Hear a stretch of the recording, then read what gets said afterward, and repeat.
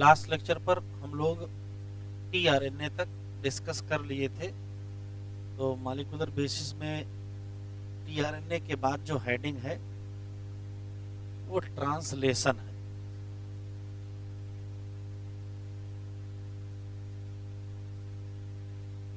तो हेडिंग डालिए translation.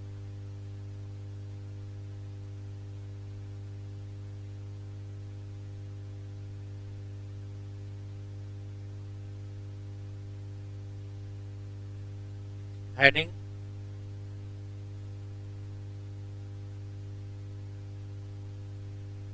Translation या यही क्या है, प्रोटीन सिंथेसिस।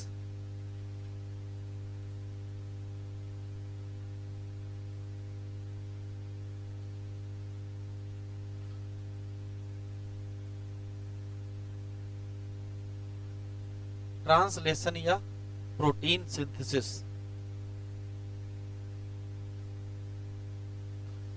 सुन लीजिए फिर लिखिएगा। ऐसी कोई भी प्रोसेस जिसमें polymerisation of amino acid, polymerisation of amino acid का मतलब है एक अमीनो एसिड को दूसरे अमीनो एसिड से, तीसरे से, चौथे से, पांचवें से लंबी चेन ऑफ अमीनो एसिड बनाई जाए तो उसी को प्रोटीन कहते हैं, और बनाने को ही प्रोटीन सिंथेसिस कहते हैं। एक अमीनो एसिड दूसरे अमीनो एसिड, तीसरे अमीनो एसिड से जुड़ेगा, किसके द्वारा? तो कहोगे पेप्टाइड बॉन्ड के द्वारा। और जब कभी बॉन्ड बनेगा तो एनर्जी देनी पड़ेगी। यहाँ जो पेप्टाइड बॉन्ड बनता है ये भी एनर्जी के रिक्वायरमेंट की इसको है आवश्यकता। तो कितनी एनर्जी देंगे और कहाँ से लाएंगे? तो एनर्जी दो जगह से लाते हैं, एक तो एटीपी से लाते हैं और जीटीपी से भी लाते हैं। तो क्वेश्चन पूछेगा कि मान लेते हैं कि किसी प्रोटीन में 10 अमीनो एसिड हैं, मान लेते हैं किसी प्रोटीन में 10 अमीनो एसिड हैं, बताओ कितने एटीपी और कितने जीटीपी खर्चा हुए होंगे? तो ऐसे याद रखिएगा, जितने अमीनो एसिड उतने एटीपी और उसके डबल जीटीपी। मतलब एक अमीनो एसिड तो एक एटीपी, 2 जीटीपी, 10 अमीनो एसिड तो 10 एटीपी और 20 जीटीपी। ठीक है, एक और क्वेश्चन रटने वाला ही है। किसी पर्टिकुलर प्रोटीन में जो अमीनो एसिड्स हैं उनका जो सीक्वेंस है वो कौन तय करेगा? तो अमीनो एसिड का सीक्वेंस तय करते हैं बेस सीक्वेंस, जो एमआरएनए पर होते हैं। और एमआरएनए के बेस सीक्वेंस कौन तय करता है? वो डीएनए के बेस पेयर तय करते हैं। तो होता क्या है, आदेश आता है डीएनए से, मैसेज होता है एमआरएनए के पास, और फिर उसी के हिसाब से अमीनो एसिड को लाइन से लगाया जाता है। तो 5 बातें हैं केवल। ऐसी कोई भी प्रोसेस जिसमें पॉलीमेराइजेशन ऑफ अमीनो एसिड हो, या यू कह सकते हो एक अमीनो एसिड को दूसरे अमीनो एसिड से लिंक किया जाएगा पेप्टाइड बॉन्ड के द्वारा, चेन ऑफ अमीनो एसिड बनेगी और उसी चेन का नाम क्या होगा? प्रोटीन। जब कभी अमीनो एसिड को अमीनो एसिड से जोड़ना होगा तो पेप्टाइड बॉन्ड बनाएंगे तो एनर्जी लगेगी, एनर्जी एटीपी और जीटीपी से लाएंगे। एक अमीनो एसिड जोड़ने के लिए एक एटीपी और 2 जीटीपी की एनर्जी खर्चा हो जाती है। सीक्वेंस कौन तय करेगा? तो कहोगे बेस ऑफ एमआरएनए, लेकिन उसके सीक्वेंस कौन तय करेगा? तो आंसर देंगे बेस पेयर ऑफ डीएनए। तो इसी हेडिंग में लाइन लिखी है कि जो सीक्वेंस है उसको डिक्टेट कौन करता है? तो डिक्टेट डीएनए ही करता है।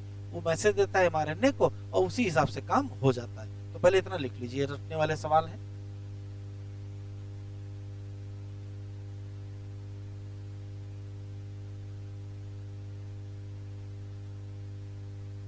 Process of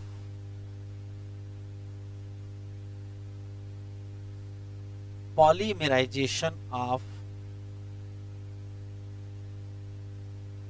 amino acid to make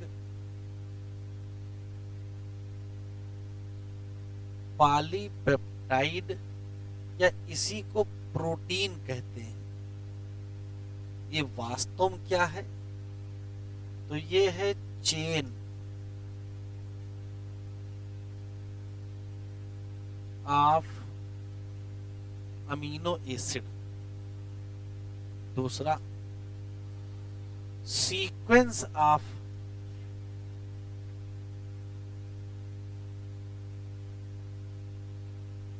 amino acid determine by, तो कहोगे base sequence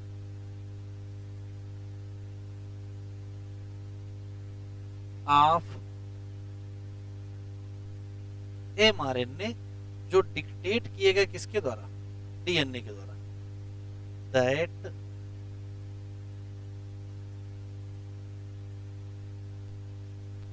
dictate bye DNA. फिर सवाल है, किसी भी प्रोटीन में जो अमीनो एसिड्स हैं वो लिंक होते हैं किसके द्वारा, तो कहोगे पेप्टाइड बॉन्ड।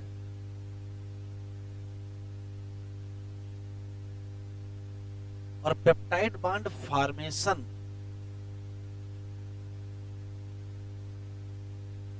रिक्वायर क्या, एनर्जी,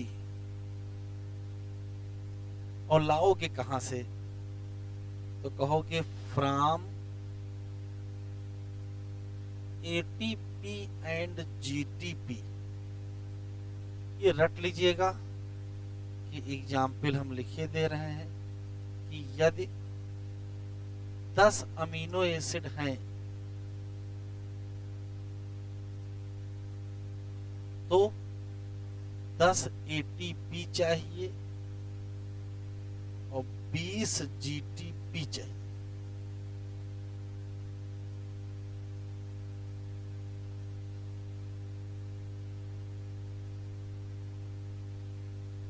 अब हेडिंग डालें, स्टेप ऑफ ट्रांसलेशन।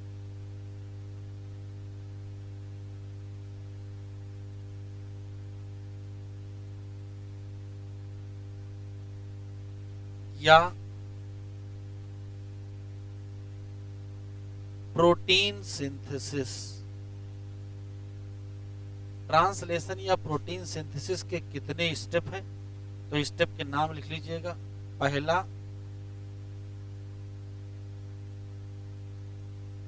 इनिशिएशन,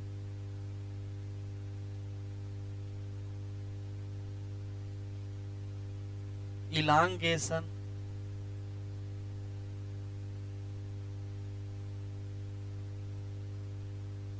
और टर्मिनेशन। इनिशिएशन होगा, फिर इलांगेशन होगा, फिर टर्मिनेशन होगा। कैसे इनिशिएशन होगा, कैसे इलांगेशन होगा और कैसे टर्मिनेशन होगा, ये भी आपको समझ में आ जाएगा।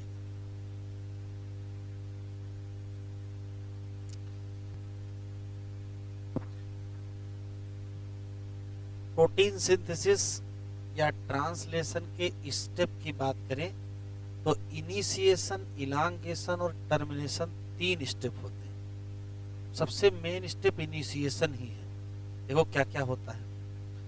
तो सबसे पहले जैसे मान लेते कोई ये एक अमीनो एसिड है, इस अमीनो एसिड को एक्टिवेट किया जाता है। तो जैसे एक्टिवेट करोगे, इसको एक्टिवेट करने के लिए एनर्जी लगेगी जो जीटीपी की मदद से मिल जाएगी।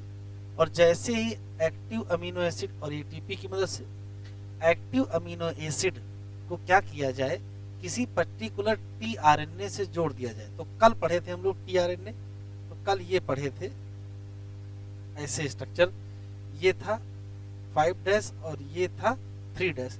तो ये जो 3' होता है यही अमीनो एसिड आके जुड़ता है। तो जब किसी एक्टिव अमीनो एसिड को किसी टीआरएनए के 3' एंड पर जोड़ दिया जाए with the help of energy, अगर कहीं कुछ जोड़ोगे तो एनर्जी लगेगी जरूर, जब तोड़ोगे तो एनर्जी रिलीज होगी। तो अमीनो एसिड को यहाँ बाइंड कराया जाए। जैसे ही अमीनो एसिड को टीआरएनए पर बाइंड करते हो, इस घटना का नाम बहुत इंपॉर्टेंट है, इसको कहते हैं चार्जिंग ऑफ टीआरएनए। क्या कहते हैं? चार्जिंग ऑफ टीआरएनए या अमीनो एसाइलेशन ऑफ टीआरएनए। और इसी घटना को इनिशियल स्टेप कहा जाता है। इनिशियल स्टेप और इनिशिएशन ऑफ ट्रांसलेशन में अंतर है। अगर क्वेश्चन पूछेगा इनिशियल स्टेप में क्या होता है, तो इनिशियल स्टेप में यही होता है क्या, चार्जिंग ऑफ टीआरएनए या अमीनो एसाइलेशन ऑफ टीआरएनए। होता क्या है, तो कहोगे टीआरएनए को बाइंड कर दिया गया है अमीनो एसिड से, या एक्टिव अमीनो एसिड को बाइंड कर दिया गया है टीआरएनए से। अमीनो एसिड को एक्टिव कैसे किया गया, तो आंसर क्या देंगे, एनर्जी। तो इतना जो कुछ हुआ है ये सारी घटना इसमें आएगी, चार्जिंग। फिर से सुन लेते हैं, जब कभी प्रोटीन सिंथेसिस स्टार्ट करनी होती है तो सबसे पहले अमीनो एसिड को एक्टिवेट करेंगे with the help of energy. Activated amino acid को लिंक किया जाएगा टीआरएनए से, वहां भी एनर्जी लगेगी। इस घटना को कहते हैं चार्जिंग ऑफ टीआरएनए या एमिनो एसाइलेशन ऑफ टीआरएनए, और इसी को इनिशियल स्टेप कहा जाता है। ये इनिशिएशन नहीं है, ठीक, एक बात, इसका मतलब भी तैयारी चल रही है। और दूसरा देखो, जब ये जुड़ जाएगा तो ये टीआरएनए है, ये अमीनो एसिड उससे जुड़ा हुआ है। इस अमीनो एसिड कंटेनिंग टीआरएनए जाकर के किससे जुड़ जाएगा, लार्जर यूनिट ऑफ राइबोसोम। तो ये देखिए लार्जर यूनिट ऑफ राइबोसोम है और ये टीआरएनए है, ये उसका अमीनो एसिड है। अभी भी इनिशिएशन नहीं हुआ है। फिर देखिए ये है टीआरएनए, तो वो जाकर के किससे जुड़ गया, लार्जर यूनिट से। ये है एमआरएनए, वो जाकर के किससे जुड़ जाता है, स्मॉलर यूनिट ऑफ राइबोसोम। तो ये लार्जर से जुड़ के तैयार है, ये स्मॉलर से जुड़ के तैयार है। जैसे ही मैसेंजर आरएनए स्मॉलर यूनिट से जुड़ता है उसी घटना को माना जाता है इनिशिएशन ऑफ ट्रांसलेशन। तो इनिशिएशन कौन सी घटना से होगा, तो कहोगे बाइंडिंग ऑफ एमआरएनए विद क्या, स्मॉलर यूनिट। तो इनिशिएशन और इनिशियल स्टेप दो अलग अलग हैं। इनिशियल स्टेप पूछेगा तो क्या बताओगे, चार्जिंग ऑफ टीआरएनए, ये क्या है, ये है इनिशियल स्टेप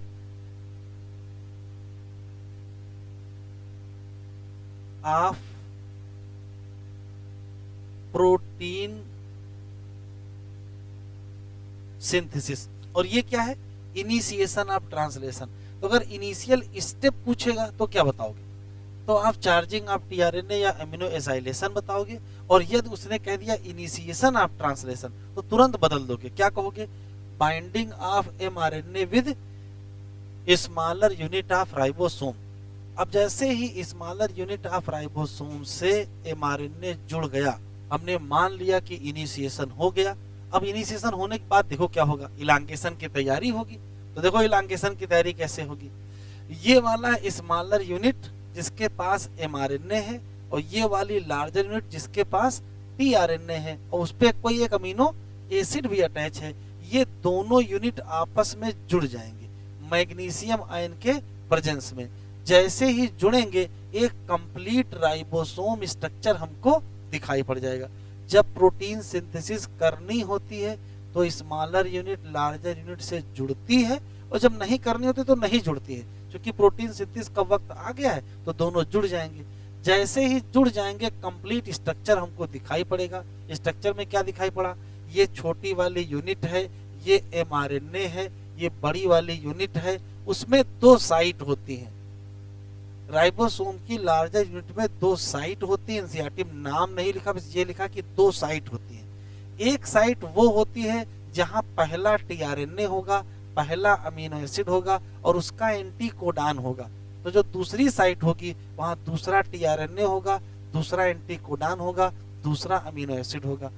ये जो कोडान है ये पहले ये जो एंटी कोडान है वो पहले कोडान के कॉम्प्लीमेंट्री है और ये एंटी कोडान दूसरे एंटी कोडान के कॉम्प्लीमेंट्री है। देखो एमआरएनए पर पहला कोडान कौन सा होता है, AUG। इसका मतलब कन्फर्म है कि जो पहला टीआरएनए होगा उसके पास एंटी कोडान के नाम पर UAC। तो ये जो पहला अमीनो एसिड है ये भी तो कन्फर्म है कि क्या होगा, मिथियोनिन होगा। तो पहली जो साइट है, जो P साइट है, वहां पर मिथियोनिन कंटेनिंग टीआरएनए है और उसका जो एंटी कोडान है वो पहले कोडान के कॉम्प्लीमेंट्री है। लेकिन जो दूसरी साइट है जिसका नाम A साइट है वहां भी एक टीआरएनए आ जाएगा, उसके साथ एक अमीनो एसिड आ जाएगा। बस यहाँ कौन सा टीआरएनए आएगा, यहाँ वो टीआरएनए आएगा जिसको कॉम्प्लीमेंट्री का यहाँ कोडान होगा। जैसे यहाँ मैंने यू यू यू लिखा है तो मजबूरी में यहाँ फिर क्या क्या आएगा, ए आएगा, ठीक है। अब इसके बाद देखिए इलांगेशन स्टार्ट होता है। होता क्या है, यहां से इस जगह से बांड टूट जाता है, इस टीआरएनए से अमीनो एसिड का बांड टूट जाता है और ये अमीनो एसिड जा करके यहां जुड़ जाता है। मतलब A2 के ऊपर क्या जुड़ जाएगा, A1 जुड़ जाएगा। एनसीईआरटी का डायग्राम देखिए, ऐसा एक एरो बना हुआ है, ठीक है। तो यहां से टूटेगा और यहां जाकर के जुड़ जाएगा। तो यहां क्या घटना हो गई, तो यहां ऐसे होगा कि A2 होगा, उसके ऊपर क्या जुड़ जाएगा, A1, और ये क्या है, टीआरएनए। ध्यान से सुनिएगा, इलांगेशन के दौरान और क्या होना है, इलांगेशन के दौरान ये पूरा सेट राइबोसोम का मूव करेगा, किस पर, एमआरएनए पर, 5' से 3' की तरफ। तो जैसे आगे बढ़ेगा, रिजल्ट देखो क्या होगा, ये वाला कोडान बाहर निकल आएगा। तो अगर ये वाला कोडान बाहर निकल आएगा तो इससे जुड़ा टीआरएनए भी तो बाहर निकल आएगा, इससे जुड़ा एंटी कोडान भी तो बाहर निकल आएगा। तो अगर ये वाला बाहर निकल आएगा, ये वाला बाहर निकल आएगा, तो ये वाला सेट यहाँ नहीं पहुंच जाएगा। तो होगा क्या, यू कहाँ पहुंच गया, यहाँ, इसका टीआरएनए यहाँ पहुंच गया और इसके ऊपर कितने अमीनो एसिड तो जुड़े हैं। अब ये जगह खाली भी तो होगी, अगर ये जगह खाली होगी तो नया क्या आएगा, टीआरएनए, जो नए कोडान और एंटी कोडान के हिसाब से होगा। तो जैसे ही राइबोसोम इधर की तरफ बढ़ेगा, क्या क्या घटनाएं होंगी देखिए, देखो क्या क्या घटना होगी। ये वाला टीआरएनए बाहर निकल जाएगा, ये वाला कोडान बाहर निकल जाएगा, ये वाला टीआरएनए जिसके पास A2 और A1 है वो यहाँ आ जाएगा, ये जगह खाली हो जाएगी। तो इस जगह नया क्या आ जाएगा, टीआरएनए आ जाएगा, उस पर नया अमीनो एसिड भी तो आएगा। फिर देखो क्या होगा, फिर ये यहां से टूटेगा, यहां से टूटेगा, यहां जाके जुड़ जाएगा। तो यहां का हाल देखो क्या होगा, यहाँ A3 तो है ही और इसके ऊपर क्या जुड़ जाएगा, A2 और A1। अब देखो 3 हो गए, इसके बाद फिर ये मूव करेगा, जब फुर में पूरेगा तो यहाँ वाला सेट यहाँ आ जाएगा, यहाँ वाला बाहर जाएगा। तो जैसे जैसे इलांगेशन होगा, ये मान लेते राइबोसोम है, ये मान लेते एमआरएनए है, ये ऐसे यहाँ पर है, ये इधर की तरफ क्या करेगा, मूव करेगा। तो जैसे जैसे राइबोसोम इधर की तरफ मूव करेगा वैसे दो घटनाएं होंगी, क्या, पुराना वाला टीआरएनए और पुराना वाला कोडान राइबोसोम के बाहर आ जाएगा, जो ए वाला है वो बी साइट पर पहुंच जाएगा और नया वाला टीआरएनए, नया वाला अमीनो एसिड अंदर आ जाएगा। ऐसे धीरे धीरे आगे बढ़ते जाएंगे, अमीनो एसिड जुड़ते जाएंगे और ये चेन लंबी होती जाएगी। एक समय ऐसा आएगा कि ये पहुंच जाएंगे सबसे लास्ट में, जहां मिल जाएगा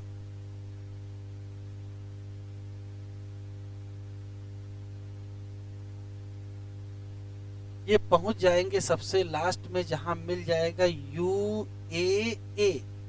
अब जैसे ही UAA मिलेगा, ध्यान सुनिएगा, जब ये राइबोसोम मूव करके UAA पर पहुंचेगा तो उसके लिए कोई टीआरएनए नहीं आएगा, और जब टीआरएनए नहीं आएगा तो उसी दौरान क्या हो जाएगा, टर्मिनेशन ऑफ ट्रांसलेशन।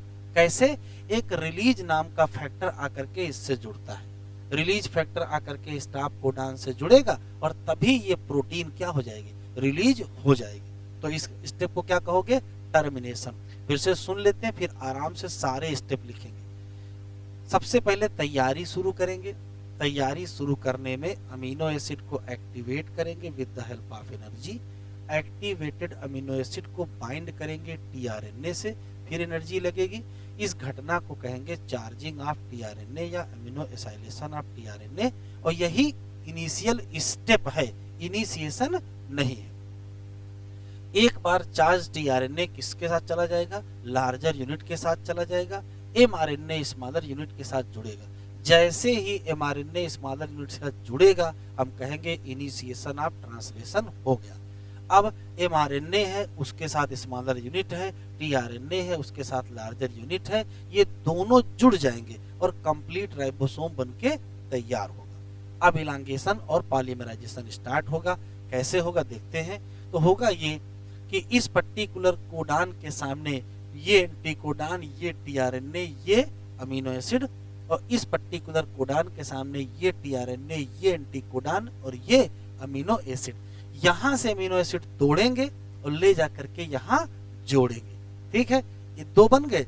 उसके बाद ये मूव करेगा, तो जब ये मूव करेगा तो साथ में घटनाएं चलेंगी। क्या? ये वाला कोडान, ये वाला एंटीकोडान, ये वाला टीआरएनए बाहर निकल जाएगा। तो ये वाला टीआरएनए, ये वाला कोडान, ये दोनों कहाँ आ जाएंगे? पी साइड पर आ जाएंगे। तो ये जगह खाली तो होगी, इस जगह पर नया टीआरएनए आ जाएगा और यहाँ नया कोडान आएगा। फिर यहाँ से काट के यहाँ ले जाएंगे, जोड़ेंगे, फिर मूव करेंगे, फिर ये इधर शिफ्ट होगा। ऐसे करते करते करते करते कहाँ पहुंच जाएंगे? 3' इंड पर। और जब 3' इंड पर पहुंचेंगे तो वहां मिलेगा स्टॉप कोडान। उसके लिए कोई टीआरएनए नहीं आएगा, उसके लिए कोई टीआरएनए नहीं आएगा। तो उससे बाइंड कौन करेगा? तो उससे बाइंड करेगा रिलीज फैक्टर और हो जाएगा टर्मिनेशन ऑफ ट्रांसलेशन। क्लियर है? शुरू करें? चलो पॉइंट लिख लो।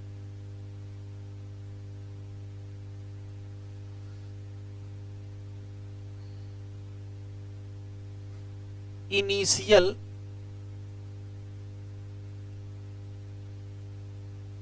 स्टेप ऑफ ट्रांसलेशन क्या क्या होगा? तो कहोगे amino acid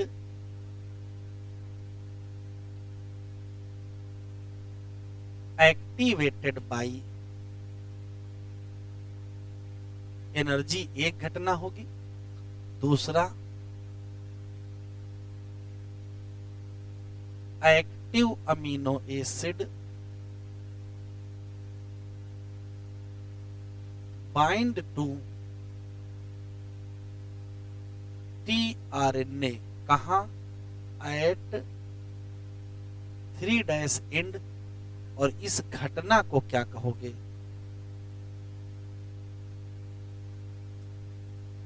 charging of tRNA या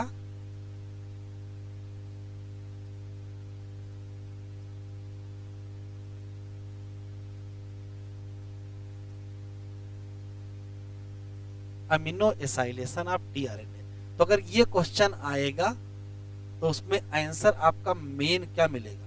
चार्जिंग ऑफ टीआरएनए। ना मिले तो फिर ये मिलेगा या तो ये मिलेगा।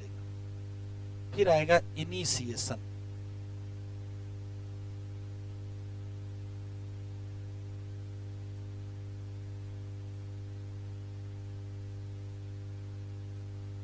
इनिशिएशन ऑफ ट्रांसलेशन, एक पॉइंट और लिख लेते हैं।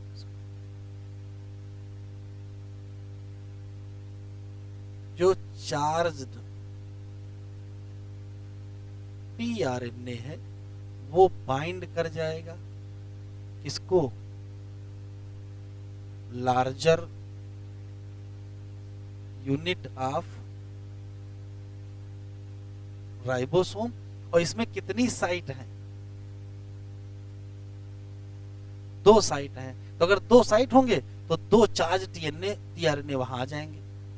2 साइट हैं for 2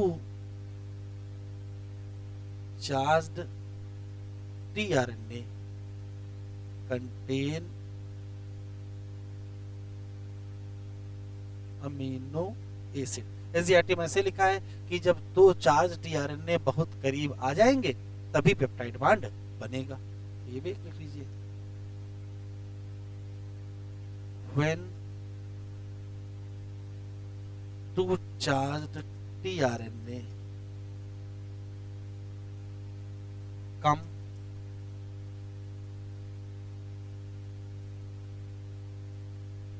closer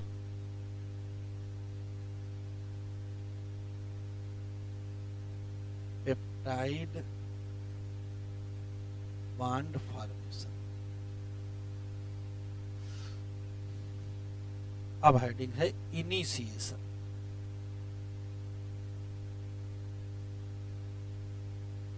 of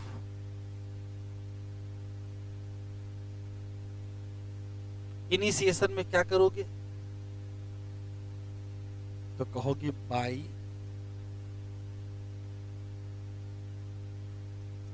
binding of क्या?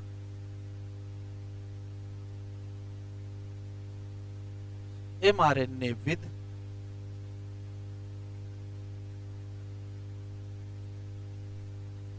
smaller unit of ribosome.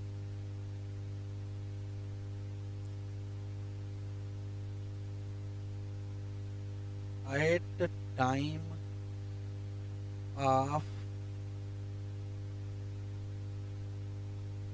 Protein synthesis क्या हो जाएगा? Smaller and larger unit combine to make ribosome. अब ये इनिशिएशन हो जाएगा।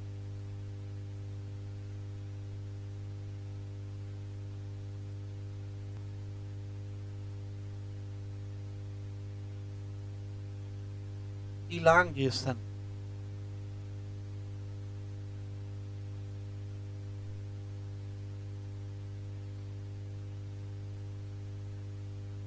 इस दौरान protein chain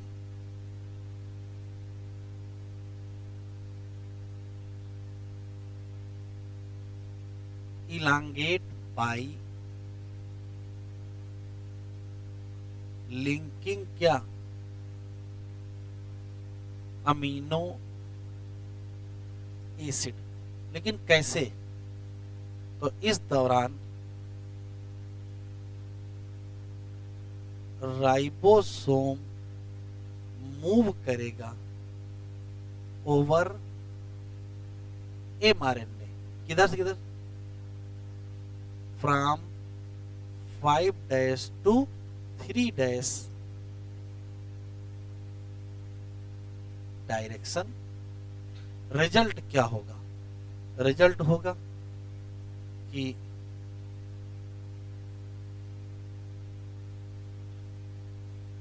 initial codon, initial tRNA and anti codon क्या हो जाएगा? Come out.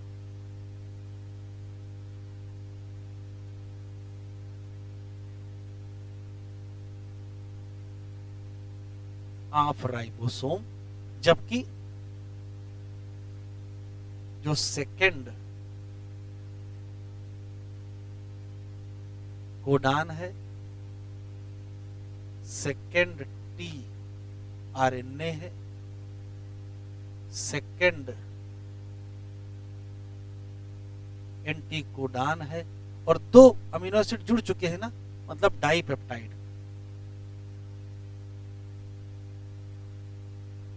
ये कहां पहुंच जाएंगे? रीच टू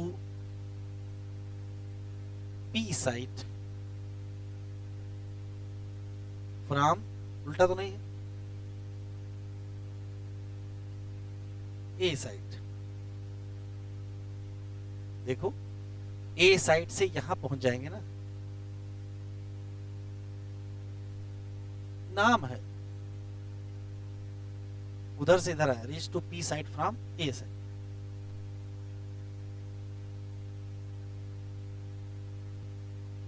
और क्या होगा? New new codon comma new tRNA and new anticodon कहां कर जाएगा बताओ? तो कहोगे इंटर करेगा, enter in ribosome at A site.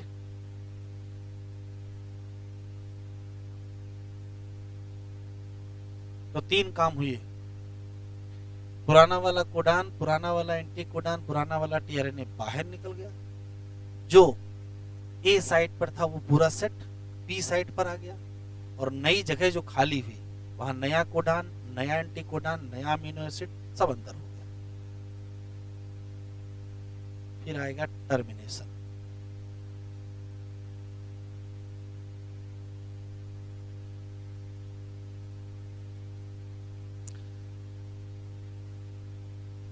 Ribosome पहुंच जाएगा कहां? To 3' end of mRNA। वहां क्या होगा?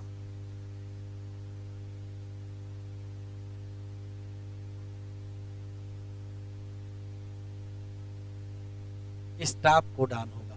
तो कोई भी नया टीआरएनए इंटर नहीं करेगा राइबोसोम, क्योंकि स्टॉप कोडान के लिए कोई टीआरएनए है ही नहीं। No tRNA for stop codon. क्या स्टॉप कोडान के लिए कोई टीआरएनए है? नहीं। So no tRNA enter in ribosome. वहां कोई एंट्री करेगा ही नहीं। तो रिजल्ट क्या होगा? रिलीज फैक्टर बाइंड कर जाएंगे, bind to stop codon,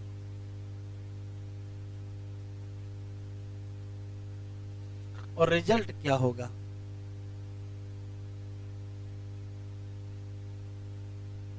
termination of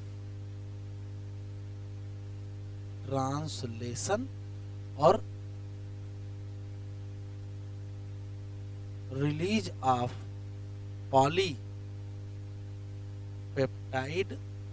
chain.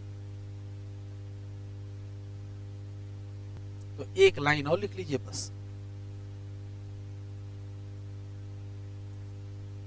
आल कौन से? राइबोसोमल आरएनए, ट्रांसफर आरएनए और मैसेंजर आरएनए रिक्वायर इन प्रोटीन सिंथेसिस, और दूसरा एंजाइम या कैटालिस्ट ऑफ प्रोटीन सिंथेसिस। तो क्या आंसर दोगे? Ribosomal RNA. स्पेशली बैक्टीरिया में 23S ribosomal RNA.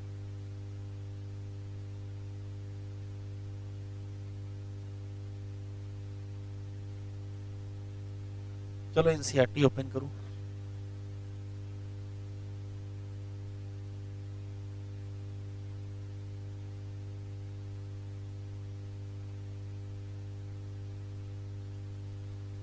Translation refers to process of polymerization of amino acid to form a polypeptide chain।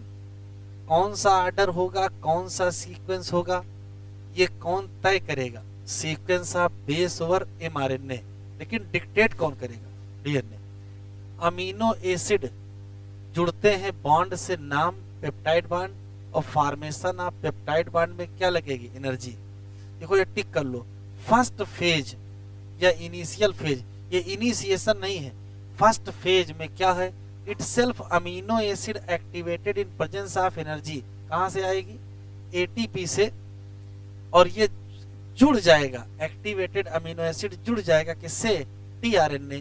Process का नाम, या इसको एमिनो एसाइलेशन ऑफ टीआरएनए। और ये स्पेसिफिक होगा, विशेष टीआरएनए से विशेष अमीनो एसिड जुड़ेगा। अगर दो चार्ज टीआरएनए बहुत ज्यादा करीब आ जाएं तो क्या बन जाएगा? पेप्टाइड बॉन्ड बन जाएगा। लेकिन करीब आएंगे कैसे, वो अलग मसला है। बॉन्ड बनने में हमेशा क्या लगेगी, एनर्जी लगेगी। अगर कैटालिस्ट हैं तो ये इनहेंस कर देंगे क्या, rate of peptide bond formation. Cellular factory जो बनाती है प्रोटीन उसको कहते क्या है, राइबोसोम।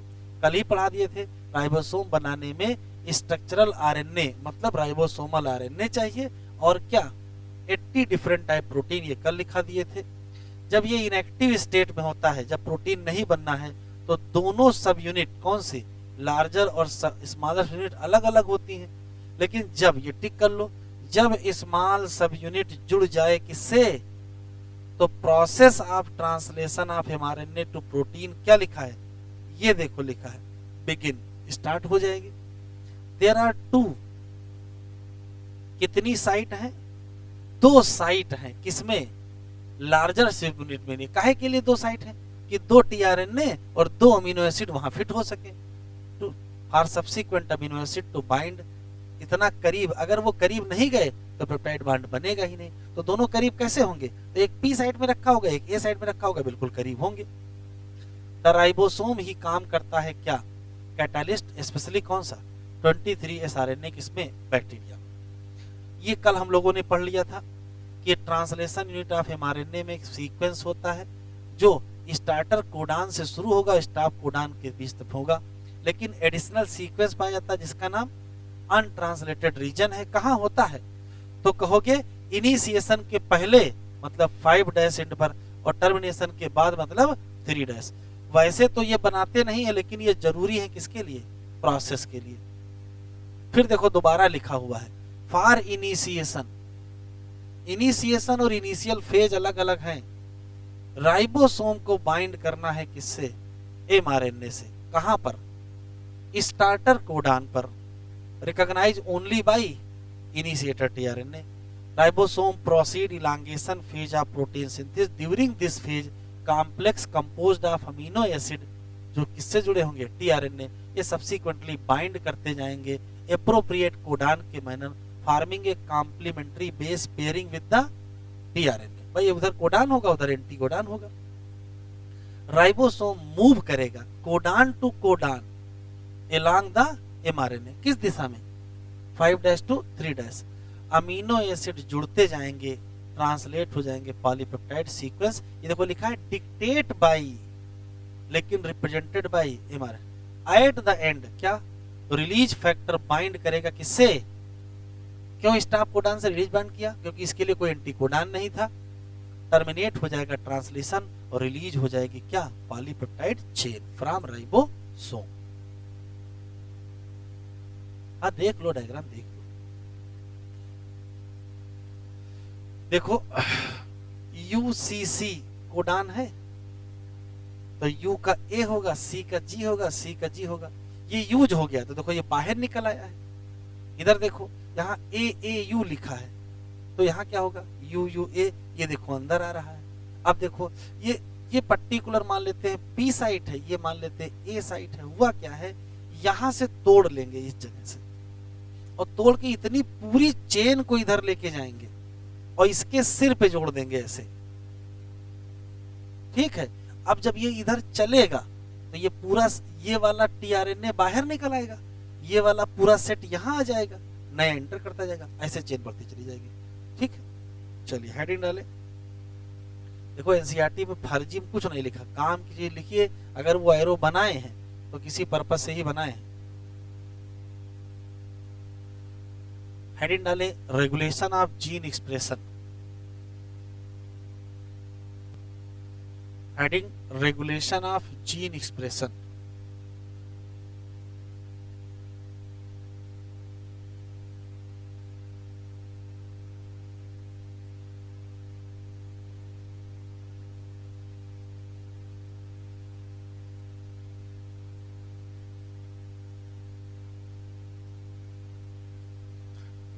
ऐसा कोई पेपर बना नहीं है जिसमें रेगुलेशन ऑफ जीन एक्सप्रेशन से सवाल आए ना।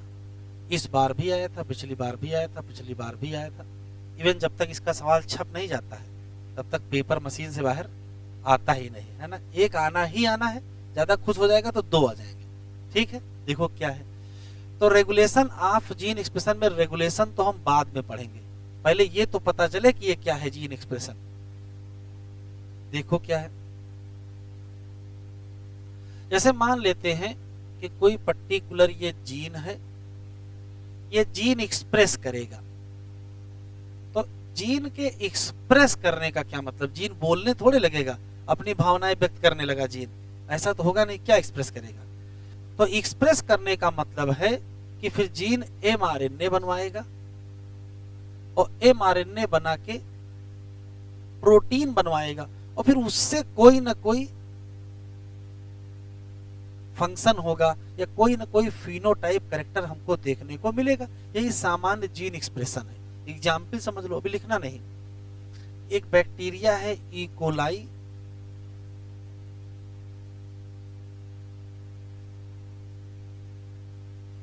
ई कोलाई बैक्टीरिया में कोई जीन है, अभी उसका नाम नहीं जानना है। ये जीन बनाता है, फॉर्मेशन करता है बीटा गैलेक्टोसाइडेज।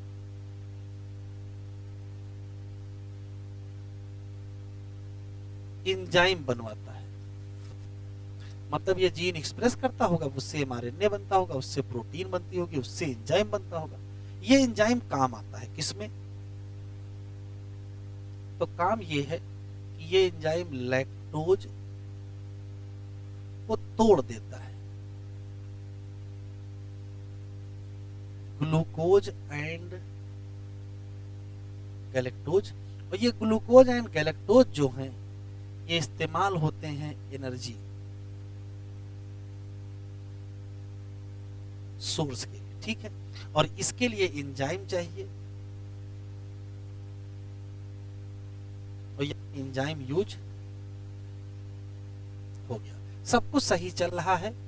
इस पर्टिकुलर बैक्टीरिया का जो मीडियम है, जिस मीडियम में ये बैक्टीरिया ग्रो कर रहा है, उस मीडियम में लैक्टोज प्रेजेंट है।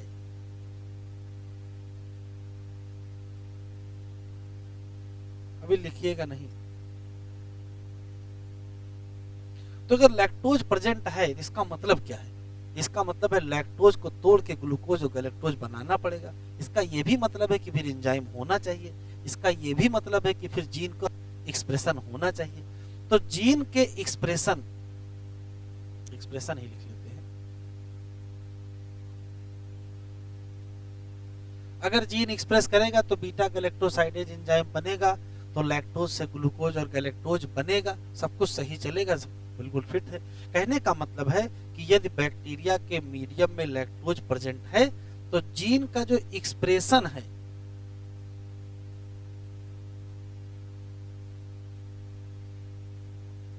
वो ऑन होना चाहिए, काम करना चाहिए। लेकिन एक समय ऐसा भी हो सकता है कि मीडियम में लैक्टोज एब्सेंट हो जाए।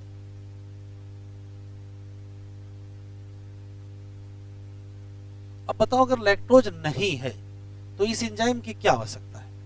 एंजाइम की आवश्यकता नहीं है, इसका मतलब है कि फिर जीन एक्सप्रेस ना करे। तो जो जीन का एक्सप्रेशन है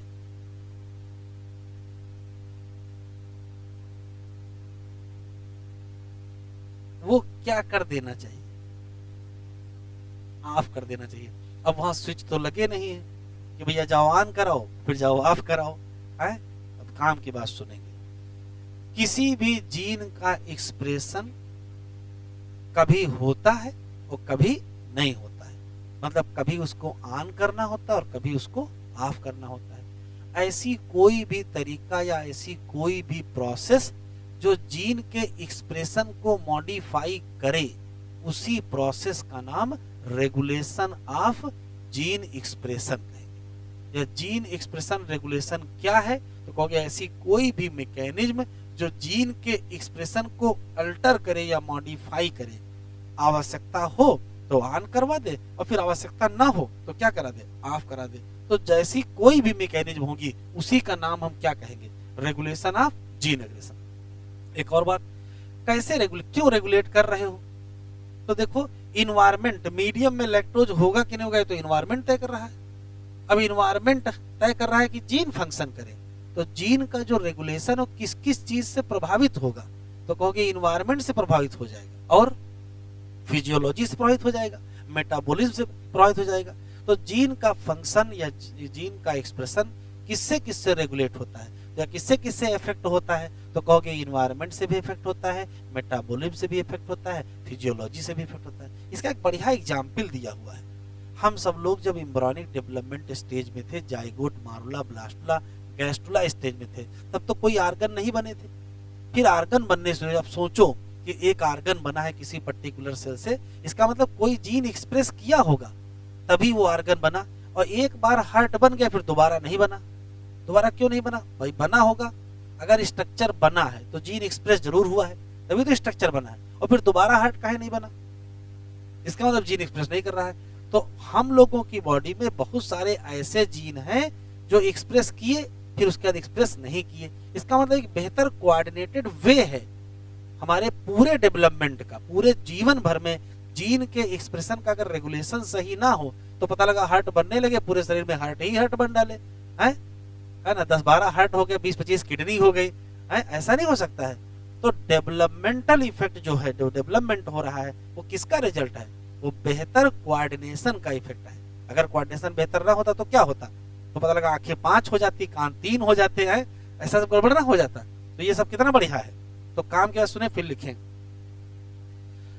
जब कभी हम किसी जीन के एक्सप्रेशन की बात करते हैं तो जीन एक्सप्रेस करके आरएनए बना करके प्रोटीन बना करके फंक्शन होता है। इसको एग्जाम्पल से समझेंगे। एक बैक्टीरिया है ई कोलाई, उसमें कोई जीन है, उस जीन के एक्सप्रेशन से बीटा गैलेक्टोसाइडेज नाम का एंजाइम बनता है। वो लैक्टोज को तोड़ के ग्लूकोज और गैलेक्टोज में कन्वर्ट करते हैं और वो दोनों सोर्स ऑफ एनर्जी। बात खत्म। मान लेते हैं बैक्टीरिया जिस मीडियम में पड़ा है वहां लैक्टोज है।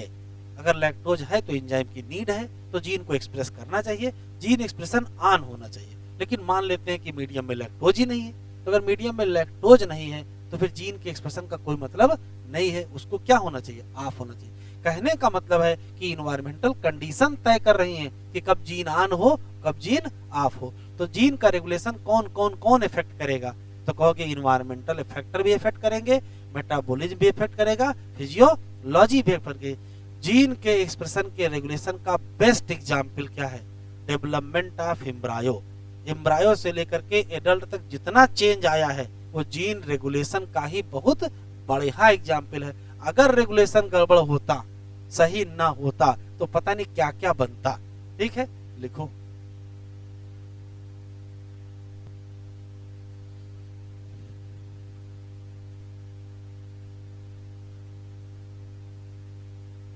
लिख लीजिए expression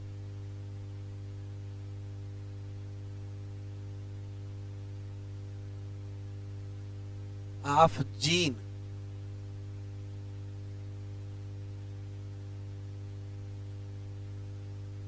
regulates by metabolism,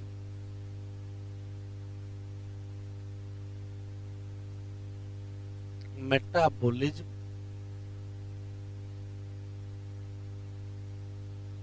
physiology,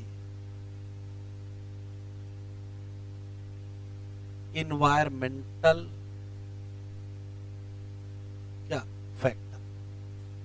दूसरा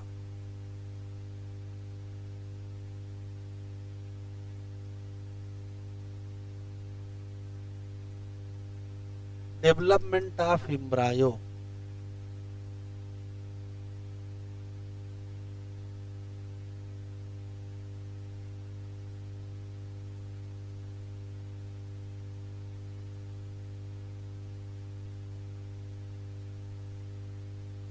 development of embryo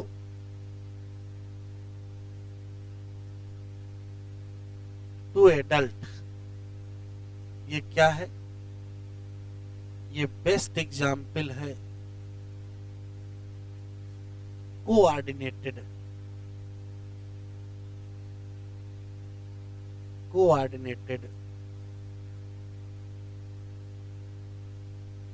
regulation of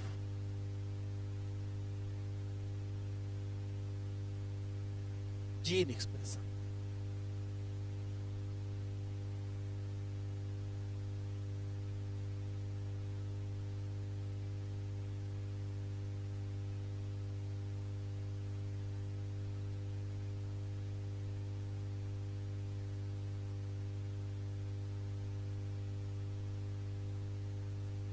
रुक जाओ, लिख लिया। रेगुलेशन ऑफ जीन एक्सप्रेशन करेंगे कैसे? अभी तक तो ये पढ़े थे करना आवश्यक है, अब करेंगे कैसे? तो देखो कैसे करेंगे, अभी लिखिएगा नहीं। जैसे मान लेते हैं कि डीएनए से आप आरएनए बनवा रहे हो, मतलब ट्रांसक्रिप्शन हो रहा है, तो अगर रेगुलेट करना है तो ट्रांसक्रिप्शन ही रेगुलेट कर दीजिए भाई, ट्रांसक्रिप्शन ही ना होने दीजिए, विवाद ही खत्म।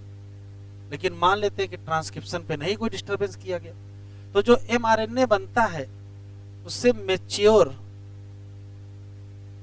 एमआरएनए बनने में एक घटना होती है, कौन सी? स्प्लाइसिंग। तो स्प्लाइसिंग ना होने दो, तो भी तो बात वही है, स्प्लाइसिंग नहीं होगी, आरएनए मैच्योर नहीं होगा, काम बंद हो जाएगा। चलो अच्छा बन जाने दो, कोई बात नहीं। बनता कहाँ है? न्यूक्लियस ये है सेल। अब देखो यहाँ आरएनए बना है, प्रोटीन तो यहाँ बनेगी ना, तो आरएनए को न्यूक्लियस से बाहर साइटोप्लाज्म में ट्रांसपोर्ट किया जाता है, तो रास्ता ही बंद करा दो कि बाहर जाने ही नहीं देंगे, तो भी तो प्रोटीन नहीं बनेगी, तो भी तो रेगुलेशन हो जाएगा। असर तो मेन पर्पस तो वही कि वो एंजाइम ना बने। और तीसरा है भैया चलो ठीक है ट्रांसपोर्ट हो जाने दो, यहां ना गंदगी फैलाओ। आगे देखते हैं क्या का एक काम करते हैं कि प्रोटीन ही ना बनने दो। तो देखो कहां कहां रोक सकते हो, तो या तो ट्रांसक्रिप्शन पे रोक दो, या तो स्प्लाइसिंग पे रोक दो, या तो ट्रांसपोर्ट पे रोक दो, और या तो ट्रांसलेशन पे रोक दो। चार ही ऑप्शन तुम्हारे पास है। एक बार ट्रांसलेशन हो गया तो प्रोटीन बन गई, फिर आगे तो काम होगा ही। तो किसी यूकैरियोट में जीन के एक्सप्रेशन के रेगुलेशन के 4 स्टेप हैं। पहला स्टेप ट्रांसक्रिप्शन लेवल, दूसरा स्प्लाइसिंग लेवल, तीसरा ट्रांसपोर्ट लेवल और चौथा ट्रांसलेशन लेवल। लेकिन अगर ये प्रोकैरियोट होता तो आंसर जल्दी न दिया करो, सोच समझ लिया करो। अगर ये प्रोकैरियोट है तो 2 स्टेप होंगे, ट्रांसक्रिप्शन के लेवल पर और ट्रांसलेशन, क्या वहां नहीं होती है? तो प्रोकैरियोट में 2 स्टेप हैं, 2 नहीं, कौन से? एक तो स्प्लाइसिंग नहीं होनी है और एक ट्रांसपोर्ट नहीं होना। फिर क्वेश्चन पूछेगा predominant site for gene regulation. Predominant मतलब मेन साइट कौन सी है? तो जब मेन साइट पूछेगा तो आंसर क्या देंगे? ट्रांसक्रिप्शन, यूकैरियोट में भी और प्रोकैरियोट। एनसीईआरटी में चूंकि प्रोकैरियोट पढ़ाया गया है तो कोई बात नहीं, तो एनसीईआरटी में लिखा है predominant site for prokaryotic gene regulation. Answer क्या देंगे? ट्रांसक्रिप्शन। मतलब इनिशियल ट्रांसक्रिप्ट जो बनता है या जो प्राइमरी ट्रांसक्रिप्ट बनता है या जो एचएनआरएनए बनता है वो ना बनने दो या वो बनने दो, उसी से रेगुलेट करेंगे। तो लिख लीजिए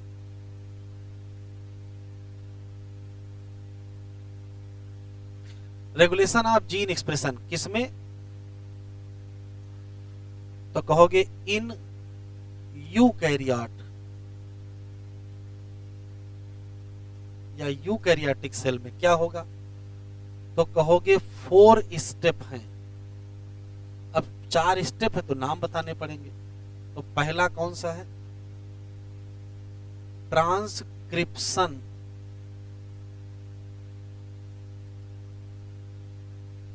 लेवल। ट्रांसक्रिप्शन लेवल का मतलब है कि जो प्राइमरी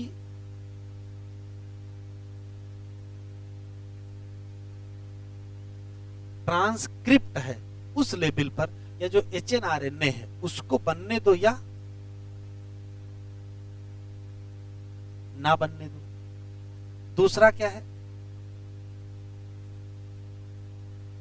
स्प्लाइसिंग या प्रोसेसिंग लेवल।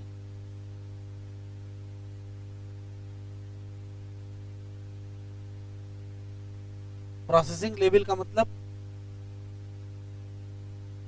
स्प्लाइसिंग। और तीसरा है ट्रांसपोर्ट आरएनए फ्रॉम कहां से कहां? Nucleus to. भैया तो ये ना होने दो। और चौथा है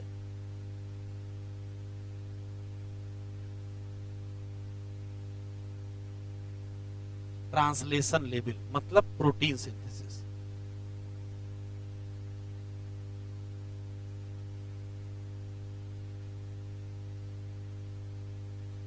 लेकिन जैसे ही क्या कहेगा प्रोकैरियोटिक सेल,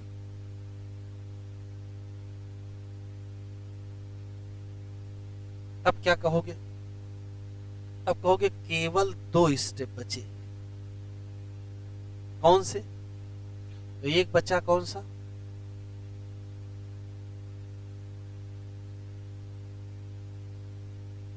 और दूसरा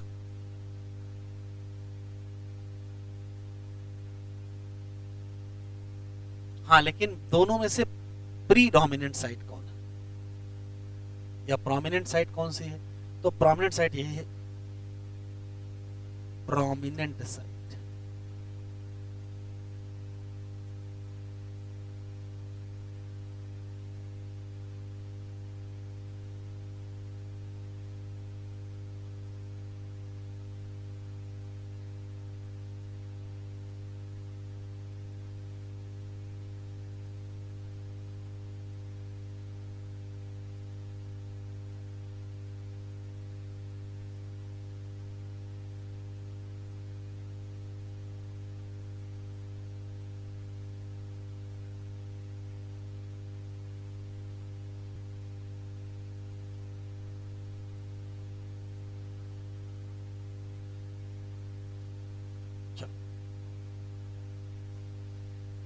regulation of gene expression refers to very broad term, काफी बड़ी बात है। Considering the gene expression result in formation of क्या? पॉलीपेप्टाइड मतलब protein. It can be regulated at several level. कहा लिखा है? यूकैरियोट में इसको रेगुलेट करते हैं 4 लेवल। कौन से? Transcription, processing, transport, translation. Transcription का मतलब प्राइमरी ट्रांसक्रिप्ट बनने पर ध्यान दो। ट्रांसलेशन का रेगुलेशन, प्रोसेसिंग का मतलब स्प्लाइसिंग पर। इसमें ट्रांसपोर्ट करना है न्यूक्लियस से साइटोप्लाज्म, और ये ट्रांसलेशन मतलब प्रोटीन सिंथेसिस। ये यूकैरियोट में लिखा है। अगर यहाँ प्रोकैरियोट करेगा तो क्या हटा दोगे आप? ये 2 हटा दोगे, ये बचेगा और ये बचेगा।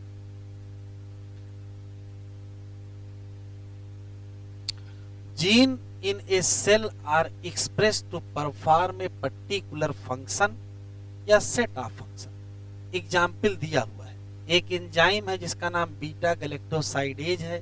कौन बनाता है? इकोलाई। इस्तेमाल करते हैं हाइड्रोलिसिस मतलब तोड़ना। एक डाइसेकेराइड जिसका नाम लैक्टोज है, किसमें?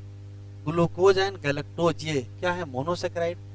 बैक्टीरिया यूज करेगा इन दोनों का, किसमें? As a source of energy. If पढ़ो, if bacteria do not have lactose around them to utilize as source of energy, तो इसको अब आवश्यकता नहीं है कि आप वो बनाए एंजाइम। कौन सा? Beta. Therefore in simple term कह सकते हो मेटाबॉलिक या फिजियोलॉजिकल या इन्वायरमेंटल कंडीशन है जो रेगुलेट करवाएंगे क्या? Expression of gene. सब लिखा है। डेवलपमेंटल और डिफरेंशिएशन ऑफ एम्ब्रायो इनटू कहां? Adult organism. ये रिजल्ट किसका है? कोऑर्डिनेटेड मतलब तालमेल, coordinated regulation of expression of several set of gene. Clear?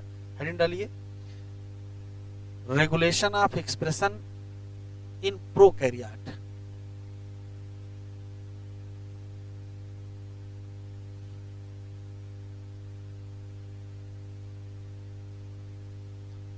Regulation of expression in prokaryote, और हेडिंग डाल लीजिए, और एक डायग्राम बना रहा हूं, डायग्राम बना लीजिए।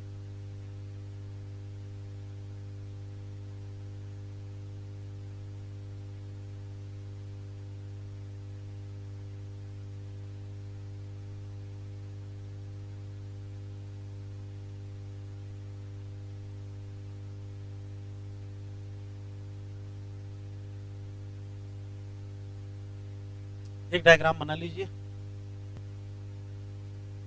देखिए, जीन एक्सप्रेशन रेगुलेशन प्रोकैरियोट में कैसे होता है। तो दो तीन बातें पहले से ही पता है। क्या? कि किसी भी पर्टिकुलर प्रोकैरियोट, जैसे ये डीएनए है,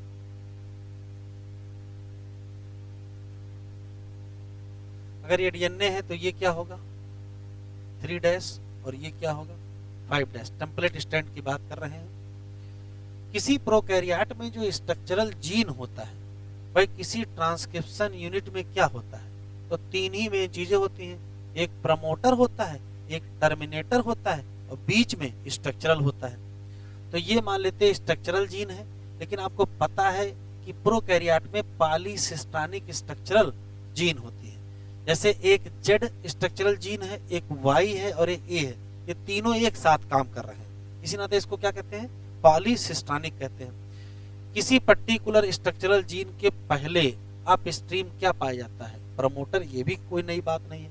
इसके बाद क्या होगा, टर्मिनेटर, उसमें भी कोई नई बात नहीं। नई बात क्या, वो देखो, वह ये है कि जो प्रमोटर रीजन है, इसके पहले और इसके बाद कुछ विशेष सीक्वेंस पाए जाते हैं। इन विशेष सीक्वेंस के नाम, एक है रेगुलेटरी जीन सीक्वेंस और एक है operator gene sequence. Operator gene और रेगुलेटर जीन कहां पाए जाते हैं, तो कहोगे प्रमोटर के अप स्ट्रीम और डाउन स्ट्रीम पाए जाते हैं। पहले हम रेगुलेटरी की बात कर लेते हैं, या इसी की बात कर लेते हैं। अगर मान लेते हैं कि सामान्य सब कुछ सही चल रहा होगा, तो होता क्या है कि आरएनए पॉलीमरेज सिग्मा फैक्टर की मदद लेता है, वो आकर के इसी प्रमोटर से जुड़ जाता है, और जुड़ने के बाद क्या हो जाता है, इनिशिएशन ऑफ ट्रांसक्रिप्शन हो जाता है, सिग्मा अलग हो जाता है, आरएनए पॉलीमरेज अकेले काम करता है। तो अगर सब कुछ सही है तो आरएनए पॉलीमरेज आएगा, प्रमोटर से जुड़ेगा, जैसे ये बाइंड करेगा प्रमोटर से, वैसे स्टार्ट हो जाएगा ट्रांसक्रिप्शन। ट्रांसक्रिप्शन स्टार्ट तो क्या होगा, आरएनए बनेगा, और आरएनए से फिर प्रोटीन बनेगी। कहने का मतलब जीन का एक्सप्रेशन क्या है, ऑन है, कोई दिक्कत नहीं। अब दूसरा देखो, फिर मान लेते कि आवश्यकता नहीं है जीन के एक्सप्रेशन की, तो करेंगे क्या, तो देखो क्या करेंगे। ये जो ऑपरेटर जीन है, इसकी एक जिम्मेदारी दे दी गई है कि आप आरएनए पॉलीमरेज को यहां जुड़ने न दीजिएगा। जब जब आरएनए पॉलीमरेज यहां जुड़ने आता है कि हम आरएनए बनाएंगे, तब तब रास्ते में कौन खड़ा हो जाता है, ऑपरेटर, कहता हम जुड़ने नहीं देंगे। तो ये कहां प्रेजेंट है, तो प्रेजेंट है नियर द प्रमोटर। ये प्रिवेंट करता है binding of RNA polymerase to promoter. अब कैसे रोकेगा, प्रमोटर ने ऑपरेटर से कहा कि आरएनए पॉलीमरेज आए, इसको यहां जुड़ने न देना, तो कहा ठीक जुड़ने नहीं देंगे, लेकिन कुछ तो हमको भी मिलना चाहिए। तो ध्यान सुनिएगा, ऑपरेटर ने कहा कि हमको एक प्रोटीन दे दीजिए, और उस प्रोटीन का नाम रेगुलेटर प्रोटीन। तो by binding of regulatory protein to operator. अब ये रेगुलेटरी कहां से आएगी, तो बगल में ही रेगुलेटरी जीन है, यहां से बनी क्या, रेगुलेटरी प्रोटीन, और ये जाके किस पे जुड़ गई, ये जाके जुड़ गई किस पे, ऑपरेटर पे। जैसे ही रेगुलेटरी प्रोटीन ऑपरेटर से जुड़ेगी, वैसे ही आरएनए पॉलीमरेज यहां नहीं जुड़ पाएगा। और अगर नहीं जुड़ पाएगा तो होगा क्या, तो वो लिखा है बाइंड करेगी ऑपरेटर, प्रिवेंट कर देगी binding of RNA polymerase to promoter. Result क्या होगा, ट्रांसक्रिप्शन नहीं होगा, मतलब जीन क्या हो गया, ऑफ। तो यदि आप जीन को ऑन करना चाहते हो या जीन को ऑफ करना चाहते हो, तो क्या करो, तो सिर्फ एक काम करो, क्या, यदि रेगुलेटरी प्रोटीन इससे जुड़ गई तो ये यहां नहीं जुड़ पाएगा, मतलब जीन का एक्सप्रेशन क्या हो जाएगा, ऑफ। और यदि रेगुलेटरी प्रोटीन यहां ना जुड़े, तो अगर रेगुलेटरी प्रोटीन यहां नहीं जुड़ेगी तो आरएनए पॉलीमरेज यहां जुड़ जाएगा, और अगर जुड़ गया तो ऑन हो जाएगा। तो अगर आपको जीन के एक्सप्रेशन को रेगुलेट करना है, तो सिर्फ इतना काम करना है कि आरएनए पॉलीमरेज को कभी जुड़ने दो और कभी जुड़ने ना दो। कभी जुड़ना है कभी नहीं जुड़ना है, ये तय कौन करेगा, तो ये तय करेगा ऑपरेटर। और ऑपरेटर कैसे तय करेगा, वो कह रहा हमको ये दो, अगर उसको रेगुलेटरी प्रोटीन मिल गई तो वो जुड़ने नहीं देगा, और अगर नहीं मिली तो जुड़ने देगा। अब रेगुलेटरी प्रोटीन कहां से आएगी, वो रेगुलेटरी जीन से आएगी। रेगुलेटरी जीन बनाएंगे रेगुलेटरी प्रोटीन, और ये दो कैटेगरी की होती है। एक होती पॉजिटिव, एक होती निगेटिव। अभी जो मैंने पढ़ाया वो निगेटिव ही पढ़ाया। कहने का मतलब रेगुलेटरी प्रोटीन यदि यहाँ जुड़ करके काम बंद करा दे तो ये निगेटिव ही तो है, इसका निगेटिव इंपैक्ट है। इस रेगुलेटरी प्रोटीन का नाम क्या पड़ जाएगा, रिप्रेसर, या इसका नाम क्या पड़ जाएगा, इनहिबिटर। मोस्टली ये इनहिबिटरी प्रोटीन नेचर की होती है, लेकिन यदि ये यहाँ जाके जुड़ के इसको कहे कि आरएनए पॉलीमरेज को जुड़ने दो तो ये एक्टिवेटर हो गई, और अगर एक्टिवेटर हो गई तो पॉजिटिव है। तो सामान्यतया प्रोटीन कैसी होती है, ये तो रिप्रेसर या इनहिबिटर होती है, लेकिन ये क्या हो सकती है, पॉजिटिव भी हो सकती है। तो ओवरव्यू समझ लीजिए क्या है कि किसी भी प्रोकैरियोट में जीन के एक्सप्रेशन को यदि रेगुलेट करना है तो आरएनए पॉलीमरेज की जो बाइंडिंग है कहाँ, प्रमोटर पर, उसको आप रेगुलेट कर लीजिए बस। उसको रेगुलेट करने के लिए बगल में ऑपरेटर है। ऑपरेटर कह रहा हम काम तब करेंगे जब हमको रेगुलेटरी प्रोटीन मिलेगी। तो रेगुलेटरी प्रोटीन कहां से आएगी, रेगुलेटरी जीन से आएगी। तो रेगुलेटरी जीन से निकली रेगुलेटरी प्रोटीन, प्रोटीन जाके जुड़ी ऑपरेटर से, तो ऑपरेटर ने आरएनए पॉलीमरेज को नहीं जुड़ने दिया, किससे, प्रमोटर से। तो ट्रांसक्रिप्शन की शुरुआत नहीं हुई और जीन एक्सप्रेस नहीं हुई। और कल को अगर एक्सप्रेस करना है तो सिर्फ एक काम करिए, रेगुलेटरी प्रोटीन को इससे ना जुड़ने दीजिए। अगर रेगुलेटरी इससे नहीं जुड़ेगी तो आरएनए पॉलीमरेज इससे जुड़ जाएगा और इनिशिएशन हो जाएगा, जीन एक्सप्रेस हो जाएगा। एक आखिरी सवाल वो ये रहा है कि यहाँ 3 जीन है, एक जेड जीन है, एक वाई जीन है, एक ए जीन है। इन तीनों जीन का रेगुलेशन एक ही ऑपरेटर और एक ही रेगुलेटर से हो रहा है।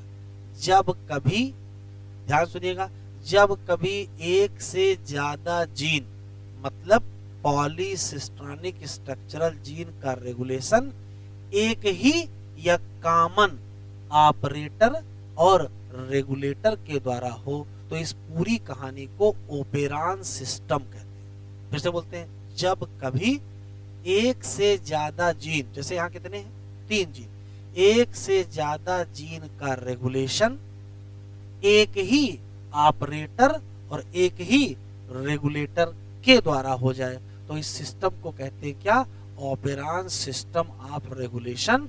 जिसको किसने एक्सप्लेन किया, तो आंसर देंगे जैकब एंड मोनार्ड ने एक्सप्लेन किया। Concept clear. एक आखिरी सवाल, किसी भी ओपेरॉन सिस्टम में, फिर से सुनते हैं, किसी भी ओपेरॉन सिस्टम में ये जो ऑपरेटर होता है और जो रेगुलेटर या जो रिप्रेसर होता है वो स्पेसिफिक होता है। विशेष ओपेरॉन का विशेष ऑपरेटर होगा तो उसकी विशेष रेगुलेटरी प्रोटीन नहीं होगी, मतलब विशेष रिप्रेसर होगा, क्योंकि ज्यादातर रिप्रेसर ही होती है। जैसे लैक ओपेरॉन, जैसे कि लैक ओपेरॉन क्या है, अभी आगे पढ़ेंगे। जैसे कि लैक ओपेरॉन में लैक ऑपरेटर होगा और लैक ही क्या होगा, रिप्रेसर होगा। कोई दूसरा ऑपरेरॉन होगा, उसका दूसरा ऑपरेटर होगा और दूसरा रिप्रेसर। तो कंक्लूजिव 3 लाइनें लिखनी है, मैं लिख रहा हूं, आप लिख लीजिए।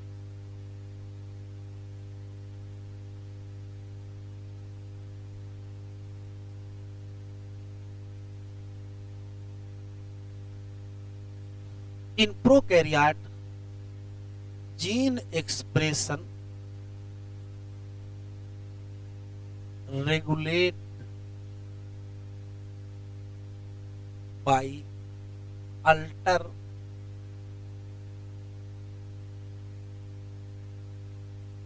binding ability of क्या, RNA polymerase to promoter।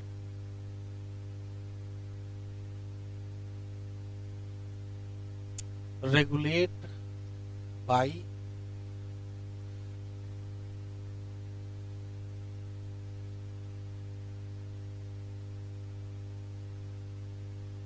Specific regulatory protein.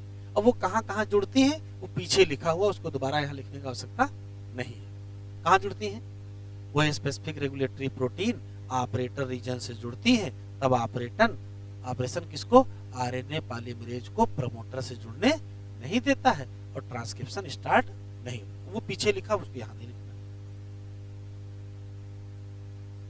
In prokaryote क्या है? पॉलीसिस्ट्रोनिक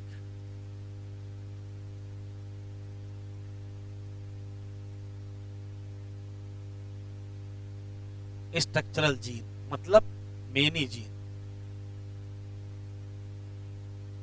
पॉलीसिस्ट्रोनिक structural gene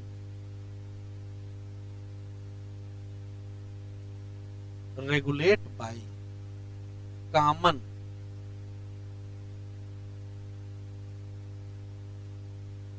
promoter and common regulator, इसी को कहते हैं क्या?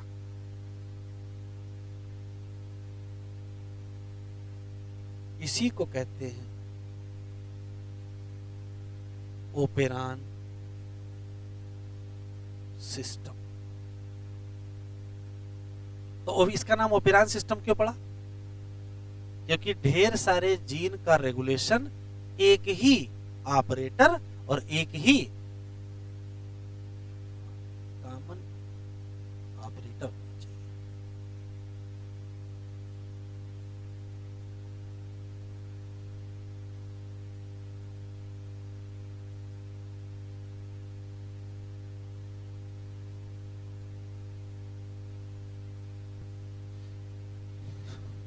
एक और बात, each operon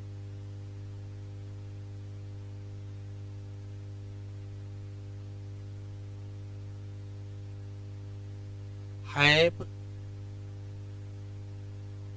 a specific operator and a specific repressor. जैसे एग्जाम्पल दिया है,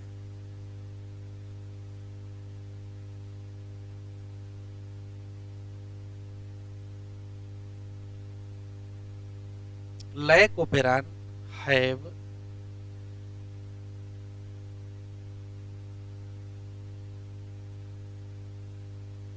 like operator and like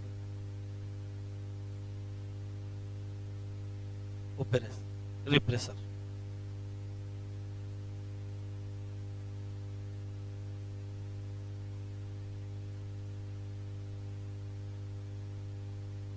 ओपिरान या lac operon in prokaryote explain bye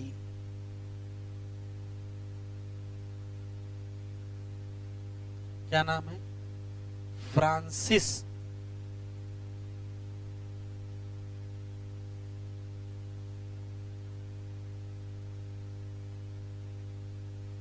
Jacob and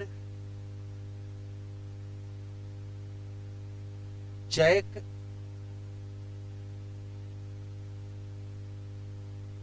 Monod.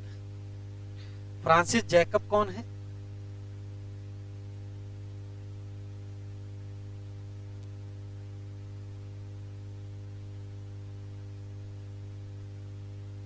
Francis Jacob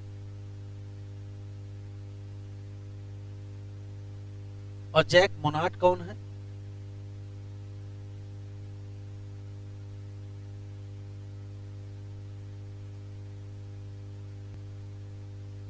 जरा एनसीईआरटी खोलो।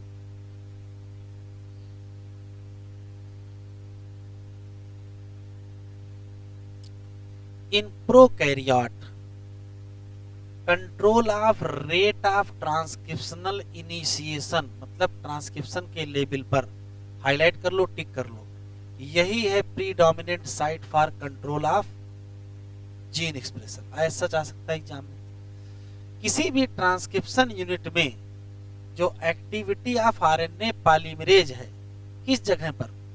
प्रमोटर पर। फाइनली हमको इसी को क्या करना है? रेगुलेट करना है। बस कैसे रेगुलेट करोगे, तो with the help of protein.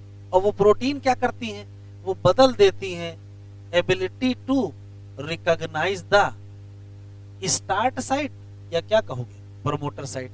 अब वो कैसे बदल देती है, तो देखो लिखा है दीज रेगुलेटरी प्रोटीन काम कर सकते हैं दोनों तरीके से। पॉजिटिव का मतलब एक्टिवेटर, मतलब आरएनए पॉलीमरेज से कहे कि जाओ जुड़ जाओ, या फिर नेगेटिव का मतलब आरएनए पॉलीमरेज से कहे वहां जाके ना जुड़ो।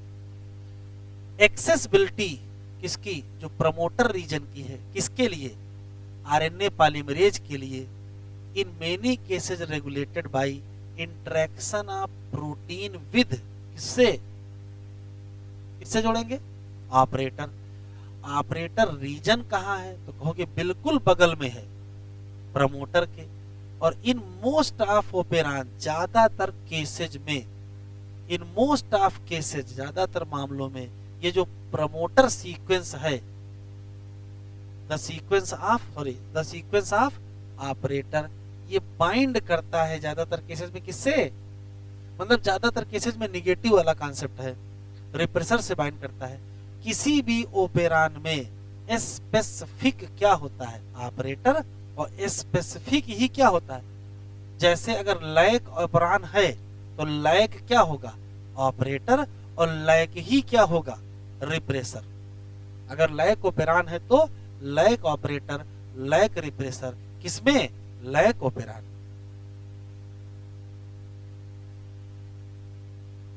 हेडिंग, ये वास्तव में हेडिंग यहां पड़ी होनी चाहिए। इल्यूस्ट्रेशन ऑफ लैक ओपेरान, ये रिजल्ट है क्लोज एसोसिएशन किसके बीच, एक जेनेटिकिस्ट है जिनका नाम फ्रांसिस जैकब, और ये बायोकेमिस्ट है जिनका नाम जैकब मोनार्ड। इन्होंने पहली बार बताया ट्रांसक्रिप्शनली रेगुलेटेड सिस्टम को इन लैक ओपेरान, यहाँ लैक रेफर्स टू लैक्टोज है, ये को यहाँ लिखा है, चाहे लैक हटा दीजिए उससे कोई मतलब नहीं, ओपेरान की बात कर रहे हैं।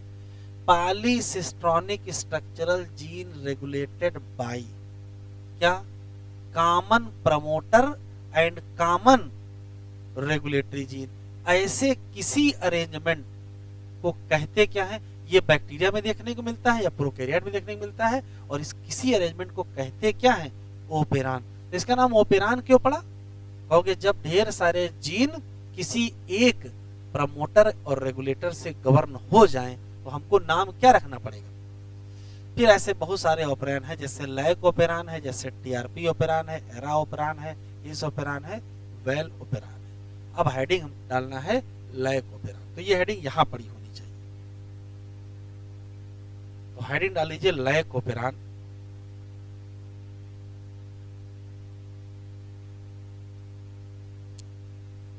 हेडिंग डालेंगे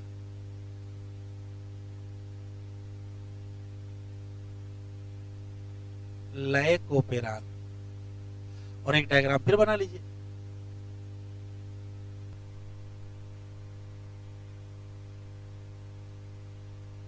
देखें,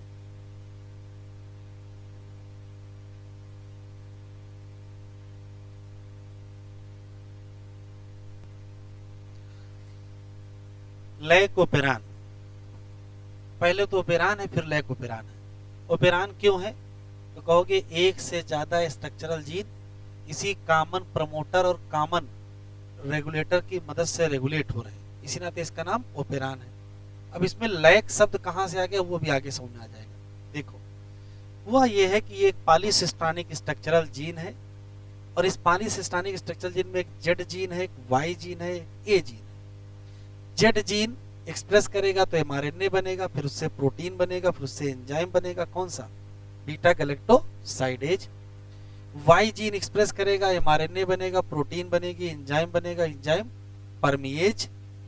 और ए जीन एक्सप्रेस करेगा, एमआरएनए बनेगा, प्रोटीन बनेगा, एंजाइम बनेगा, एंजाइम ट्रांस एसिटाइलेज। 3 क्वेश्चन तो यही है कि कौन जीन के एक्सप्रेशन से क्या बना, एक बात। दूसरा, अब एंजाइम सामने आ ही गए तो काम भी पता होने चाहिए। असली एंजाइम यही है, बीटा गैलेक्टोसाइडेज, जो लैक्टोज को तोड़ करके ग्लूकोज और गैलेक्टोज में कन्वर्ट करता है। परमिएज नाम ही पता चल रहा है, ये वास्तव में बैक्टीरिया की सेल की परमिएबिलिटी बढ़ाता है लैक्टोज के लिए, जिससे मीडियम से लैक्टोज बैक्टीरिया के अंदर चला जाए। एक और खास बात यहाँ है कि ये जीन हमेशा थोड़ा बहुत काम करता रहता है, भले ही लैक्टोज हो चाहे ना हो तब भी थोड़ा बहुत काम करता रहता है। फिर आता है mRNA से एंजाइम बनने वाला ट्रांस एसिटाइलेज। ट्रांस एसिटाइलेज एक एंजाइम है जो एसिटाइलेशन करता है, किसका? इसी बीटा गैलेक्टोसाइडेज एंजाइम का। मतलब इस एंजाइम के काम करने में ये एंजाइम लगा हुआ है। ठीक, एक ओवरऑल क्वेश्चन ये है कि यदि लैक्टोज की मेटाबॉलिज्म हो रही है तो बताओ कौन सा एंजाइम काम करेंगे? तो कहोगे तीनों काम करेंगे। हकीकत में तो यही तोड़ेगा, लेकिन इसकी भी आवश्यकता है। ऑल एंजाइम फंक्शन टुगेदर, मतलब ऑल जीन एक्सप्रेस भी क्या हो जाएगा? टुगेदर। होता क्या है, आरएनए पॉलीमरेज यहाँ जाता जुड़ जाता है। आरएनए पॉलीमरेज जैसे जुड़ेगा वैसे इनिशिएशन हो जाएगा, आरएनए बनेगा, ये प्रोटीन बनेगा, एंजाइम बनेंगे, सब कुछ सही होगा। ठीक, कब तक? जब तक लैक्टोज है। और अगर लैक्टोज नहीं है तो देखो क्या होगा। होता क्या है, रेगुलेटरी प्रोटीन या रेगुलेटरी जीन, इसका नाम इनहिबिटरी जीन रख दिया, शॉर्ट फॉर्म में आई जीन रख दिया। यहाँ से इनहिबिटर बनेगा या रिप्रेसर बनेगा। ये रिप्रेसर जाके कहाँ जुड़ जाता है? ऑपरेटर से। तो अगर एक्टिव रिप्रेसर है तो बाइंड करेगा ऑपरेटर, और अगर ये यहाँ जुड़ गया तो आरएनए पॉलीमरेज यहाँ नहीं जुड़ेगा। रिजल्ट में क्या होगा? जीन का एक्सप्रेशन ऑफ हो जाएगा, इसमें कोई शक नहीं। लेकिन कभी कभार क्या होता है कि आ जाता है इंड्यूसर, बस यही नई चीज है। इंड्यूसर क्या होता है? तो ऐसा कोई भी केमिकल जो इस रिप्रेसर से बाइंड करके रिप्रेसर को इनएक्टिव कर दे। जैसे ही रिप्रेसर से बाइंड करेगा रिप्रेसर इनएक्टिव होगा, और इनएक्टिव रिप्रेसर कहाँ नहीं जुड़ पाएगा? Not bind to operator. तो अगर ये ऑपरेटर से नहीं जुड़ेगा तो आरएनए पॉलीमरेज कहाँ जुड़ जाएगा? प्रमोटर से। तो रिजल्ट में क्या होगा? Gene on. ऐसा कोई भी केमिकल जो रिप्रेसर को क्या कर दे? इनएक्टिव कर दे, उसका नाम क्या रखोगे? आंसर देंगे इंड्यूसर रखेंगे। अब वो है कौन? तो इंड्यूसर के नाम पर लैक्टोज ही है। लैक्टोज दो काम करता है। लैक्टोज स्वयं क्या है? इंड्यूसर। मान लेते हैं ये बैक्टीरिया है, इसके बाहर लैक्टोज आ गया। ये मान लेते हैं बैक्टीरिया है, इसके बाहर लैक्टोज आ गया। तो यदि लैक्टोज आ गया है तो ये लैक्टोज की ही जिम्मेदारी है कि इसके अंदर जीन के फंक्शन को बढ़वाए और अपना एंजाइम बनवाए। तो लैक्टोज स्वयं ही क्या करवाएगा? अपना एंजाइम बनाएगा, कि अपना ही एंजाइम बनाओ अपने ही को तोड़ने के लिए। तो लैक्टोज क्या है? तो कहोगे सबस्ट्रेट है, इसमें कोई शक नहीं। किस एंजाइम का? बीटा गैलेक्टोसाइड का। लेकिन लैक्टोज ही क्या है? इंड्यूसर है। मतलब लैक्टोज ही स्वयं जो सबस्ट्रेट है वो स्वयं ही अपना एंजाइम बनवाएगा। तो लैक्टोज इंड्यूसर भी है, लैक्टोज सबस्ट्रेट भी है। इस ओपेरान सिस्टम में लैक्टोज इंड्यूसर है, इसी नाते इसका नाम क्या पड़ गया? Lac operon. ठीक है, अब आप सोचो अगर लैक्टोज मीडियम में नहीं है तो क्या होगा? अगर मीडियम में नहीं है तो इंड्यूसर नहीं है, मतलब रिप्रेसर एक्टिव है, मतलब बाइंड करेगा ऑपरेटर से, मतलब जी ना। और अगर लैक्टोज है तो अगर लैक्टोज है तो ये बाइंड कर जाएगा रिप्रेसर से। अगर रिप्रेसर से बाइंड कर तो रिप्रेसर इनएक्टिव हो जाएगा, और आगे जो होगा तो पता ही है। तो ओवरऑल फिर से मोटी मोटी बातें क्या है कि किसी भी लैक ओपेरान में क्या क्या क्या क्या है? तो देखो क्या क्या गिन लेंगे, गिनती पूछी जाती है। कहोगे एक इनहिबिटरी जीन है, आई जीन। 3 स्ट्रक्चरल जीन है, कौन से? ZYA। एक ऑपरेटर जीन और एक प्रमोटर। इतना तो कंफर्म है, सबके काम पूछे जाते हैं। आई जीन का काम क्या है? आई जीन का काम है रिप्रेसर बनाना। ऑपरेटर का काम है जुड़ने से रोकना। प्रमोटर काम है वो इनिशिएटर साइट है। जेड जीन का काम क्या है? Beta galactosidase. वाई का काम क्या है? परमेज। ए का काम क्या है? Trans acetylase. एक क्वेश्चन बता दो, इसमें से कौन सा ऐसा जीन है जो हमेशा काम करता है?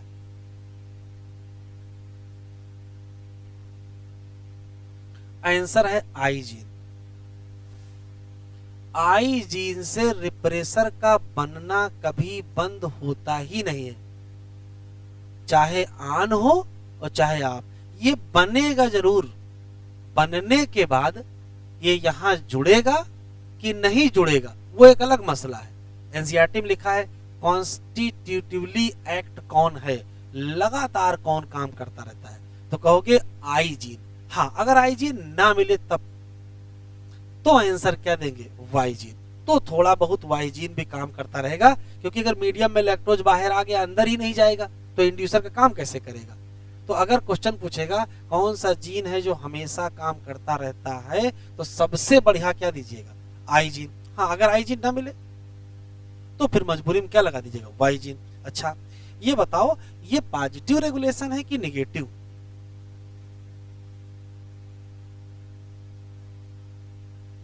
लैक्टोज के द्वारा जो काम कराया जा रहा है ये निगेटिव रेगुलेशन है, उल्टा है, ये बंद करवा रहा है, साथ इसको क्या बोलते हैं, negative regulation.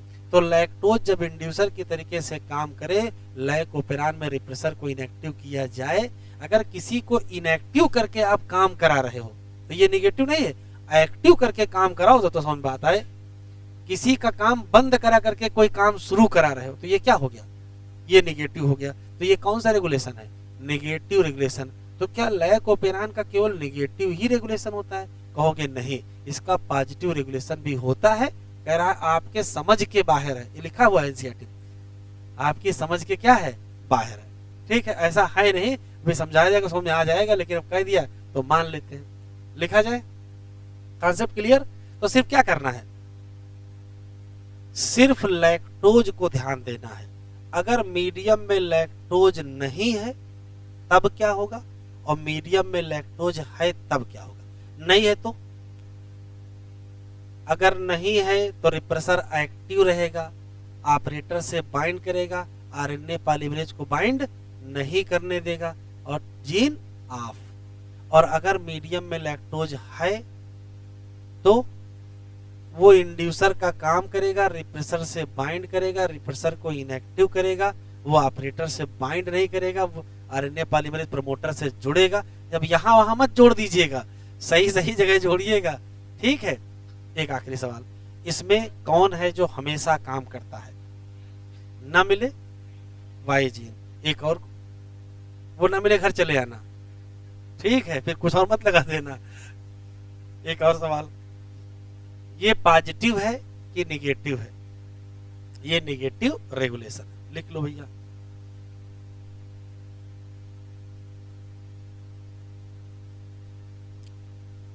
Each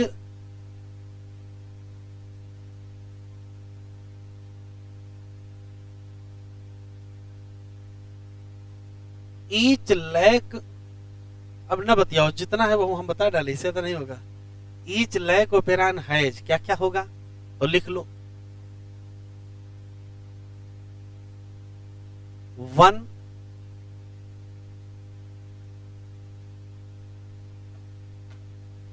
inhibitory gene, या इसी को आई जीन। 3 क्या,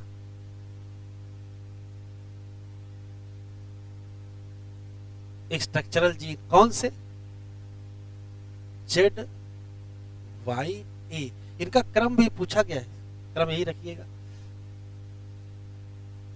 एक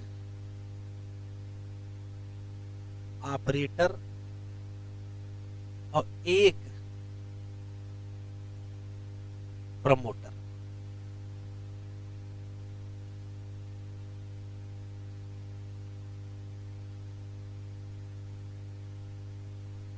आई जीन ऑलवेज इन फंक्शन, या एक्सप्रेशन। आई जीन हमेशा काम करता रहता है, अगर आई ना मिले तो फिर वाई लगा दीजिए। ठीक है। जेड जीन क्या बनाएगा,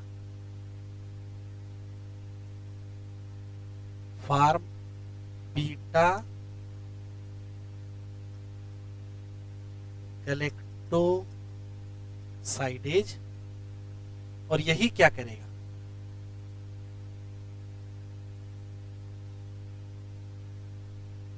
हाइड्रोलिसिस ऑफ क्या, किसमें तोड़ेगा आगे पता है, वाई जीन क्या करेगा, फार्म परमिएज, काहे के लिए, for permeability of lactose to entry of lactose in bacteria, और ये स्मॉल अमाउंट में हमेशा बनता रहता है।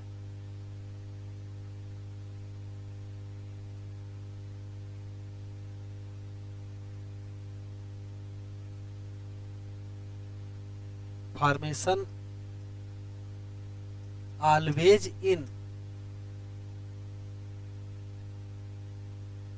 Small amount. और तीसरा कौन है, तीसरा है ए जीन।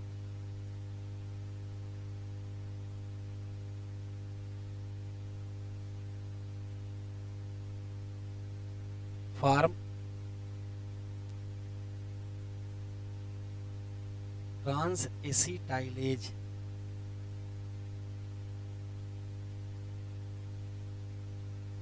काहे के लिए,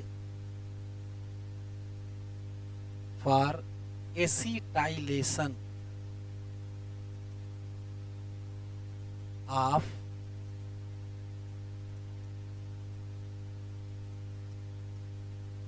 बीटा गैलेक्टोसाइडेज। चलो लिख लो,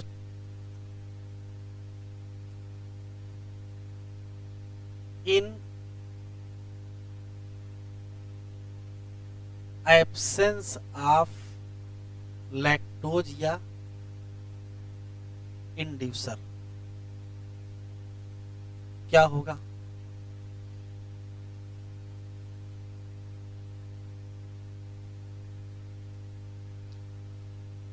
रिप्रेसर रिमेन एक्टिव, तो ये बाइंड कर जाएगा किससे, ऑपरेटर, तो ऑफ हो जाएगा क्या, जीन एक्सप्रेशन। क्यों ऑफ हो जाएगा, क्योंकि आरएनए पॉलीमरेज को जुड़ने नहीं देगा। इन प्रेजेंस ऑफ लैक्टोज या इंड्यूसर,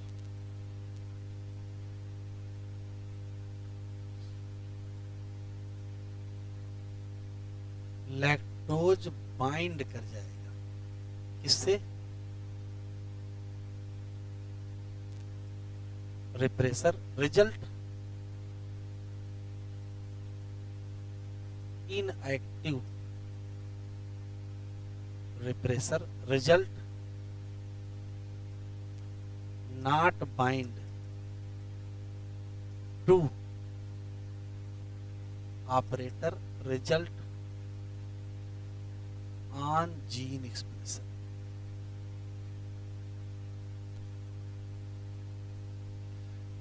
क्यों ऑन हो जाएगा, क्योंकि आरएनए पॉलीमरेज बाइंड कर जाएगा।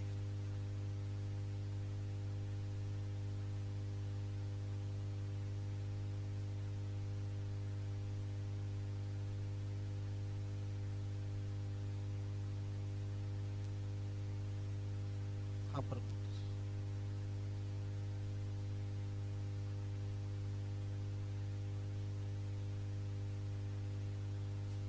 ध्यान रखिएगा, जहां जहां जोड़ना वहीं जोड़ना, है ना, प्रमोटर को ऑपरेटर से ना जोड़ देना, ऑपरेटर को रेगुलेटर से ना जोड़ देना, ऐसा कुछ ना कर देना।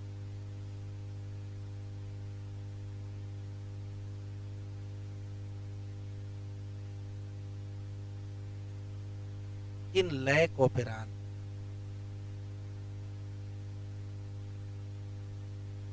लैक्टोज या एनसीईआरटी में ये लिखा हुआ है एलो लैक्टोज क्या काम करेगा?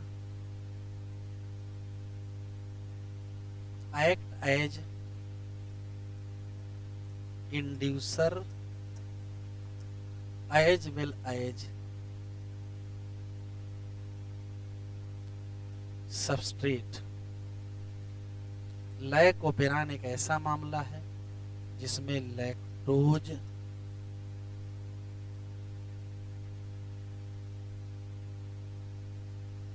लैक ओपेरान का जो रेगुलेशन है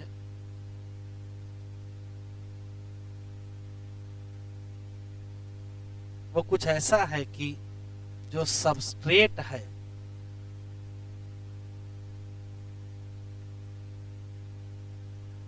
यही रेगुलेट करेगा क्या?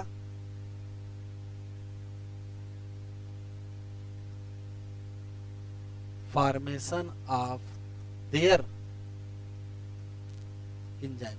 सबस्ट्रेट ही अपने एंजाइम को बनवाएगा, ये बड़ी बात है। लैक ओपेरान किसमें आता है?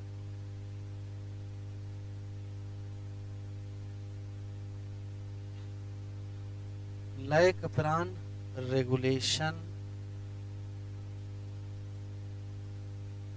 बाय लैक्टोज, ये क्या है?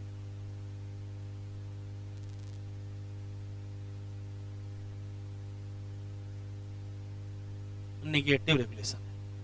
लेकिन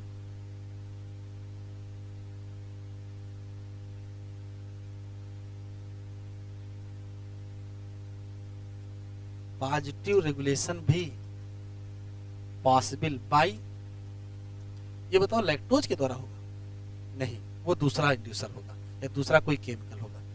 possible by an other activator. वो जो प्रोटीन होती है ना वो एक्टिवेटर होती है, जब एक्टिवेटर प्रोटीन बाइंड करेगी तो पॉजिटिव होगा। Another activator protein.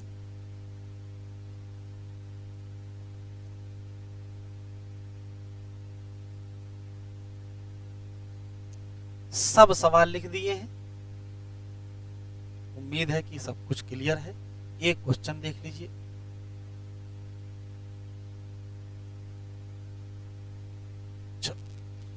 जरा एनसीईआरटी देख लो, 2 मिनट, सब हो ही गया, इसमें कुछ है। यहां तक पढ़ लिए थे ना हम लोग। लैक ओपेरान में होता है एक रेगुलेटरी जीन, कौन सा? आई जीन। आई का ये मतलब इंड्यूसर ना निकाल लीजिएगा, आई का मतलब इनहिबिटर है। और 3 क्या है? Structural gene ZYA।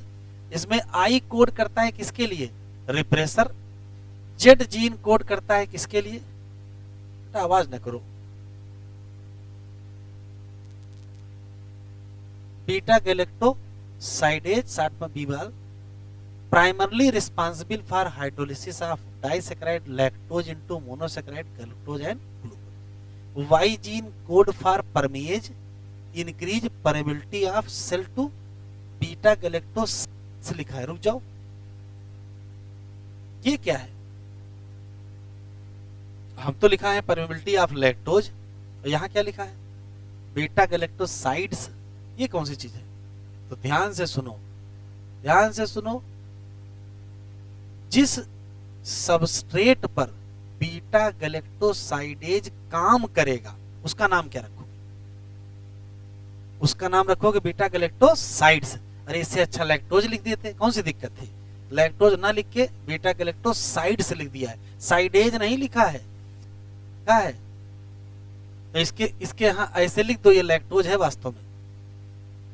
The A gene encoded transacetylase, ये दो टिक कर लो। All 3 gene product of lac operon required to metabolism of lactose, तीनों चाहिए इन मोस्ट या other operon as well gene present in operon needed to together function in same, सब साथ में काम करेंगे, ऐसा नहीं अलग अलग काम नहीं करेंगे।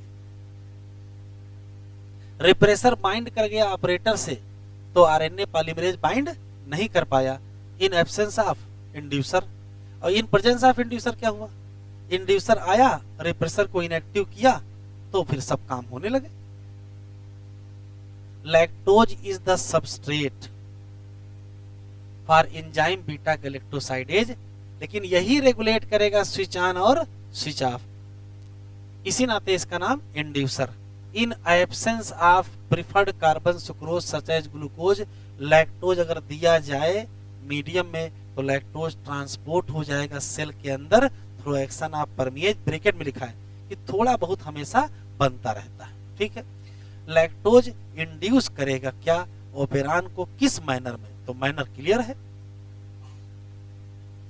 Repressor of the operon synthesise all the time, हमेशा बनाता है क्या, फ्रॉम जीन, ये इंपॉर्टेंट है। और यहाँ कॉन्स्टिट्यूटिवली लिखा है, लोगों के शरीर में दो प्रकार के जीन होते हैं, लग्जरी जीन और कॉन्स्टिट्यूटिव जीन। लग्जरी वो होते हैं जो कभी कभार काम करते हैं, और कॉन्स्टिट्यूटिव वो होते हैं जो हमेशा काम करते हैं। रिप्रेसर प्रोटीन बाइंड करेगी ऑपरेटर से ऑफ ओपेरान और प्रिवेंट करेगी आरएनए पॉलीमरेज को, किससे, transcription. In presence of inducer जैसे लैक्टोज या एलोलैक्टोज, रिप्रेसर कैसा हो जाएगा, इनएक्टिव, कैसे, इंटरेक्शन विद इंड्यूसर, अलाउ करेगा आरएनए पॉलीमरेज को कि एक्सेस कर लो प्रमोटर को और क्या करो, transcription. Essentially regulation of lac operon can be visualise as regulation of enzyme by substrate, बहुत इंपॉर्टेंट, टिक कर लो। एंजाइम का रेगुलेशन सबस्ट्रेट ही कर रहा है, मतलब सबस्ट्रेट स्वयं एंजाइम बनवा रहा है। रिमेंबर, याद करो, glucose galactose can not act as inducer in lac operon. Can you think how long, कब तक ये चलेगा, तो जब तक लैक्टोज अवेलेबल होगा चलेगा। आखिरी, regulation of lac operon by repressor is referred as क्या, लैकोपेरान में जो लैक्टोज का इस्तेमाल है रिप्रेसर को इनएक्टिव करना है, ये रिगेटिव है। Lac operon is under control of positive regulation, लेकिन कह रहा आपकी स्कोप के बाहर। बस आज इतना ही।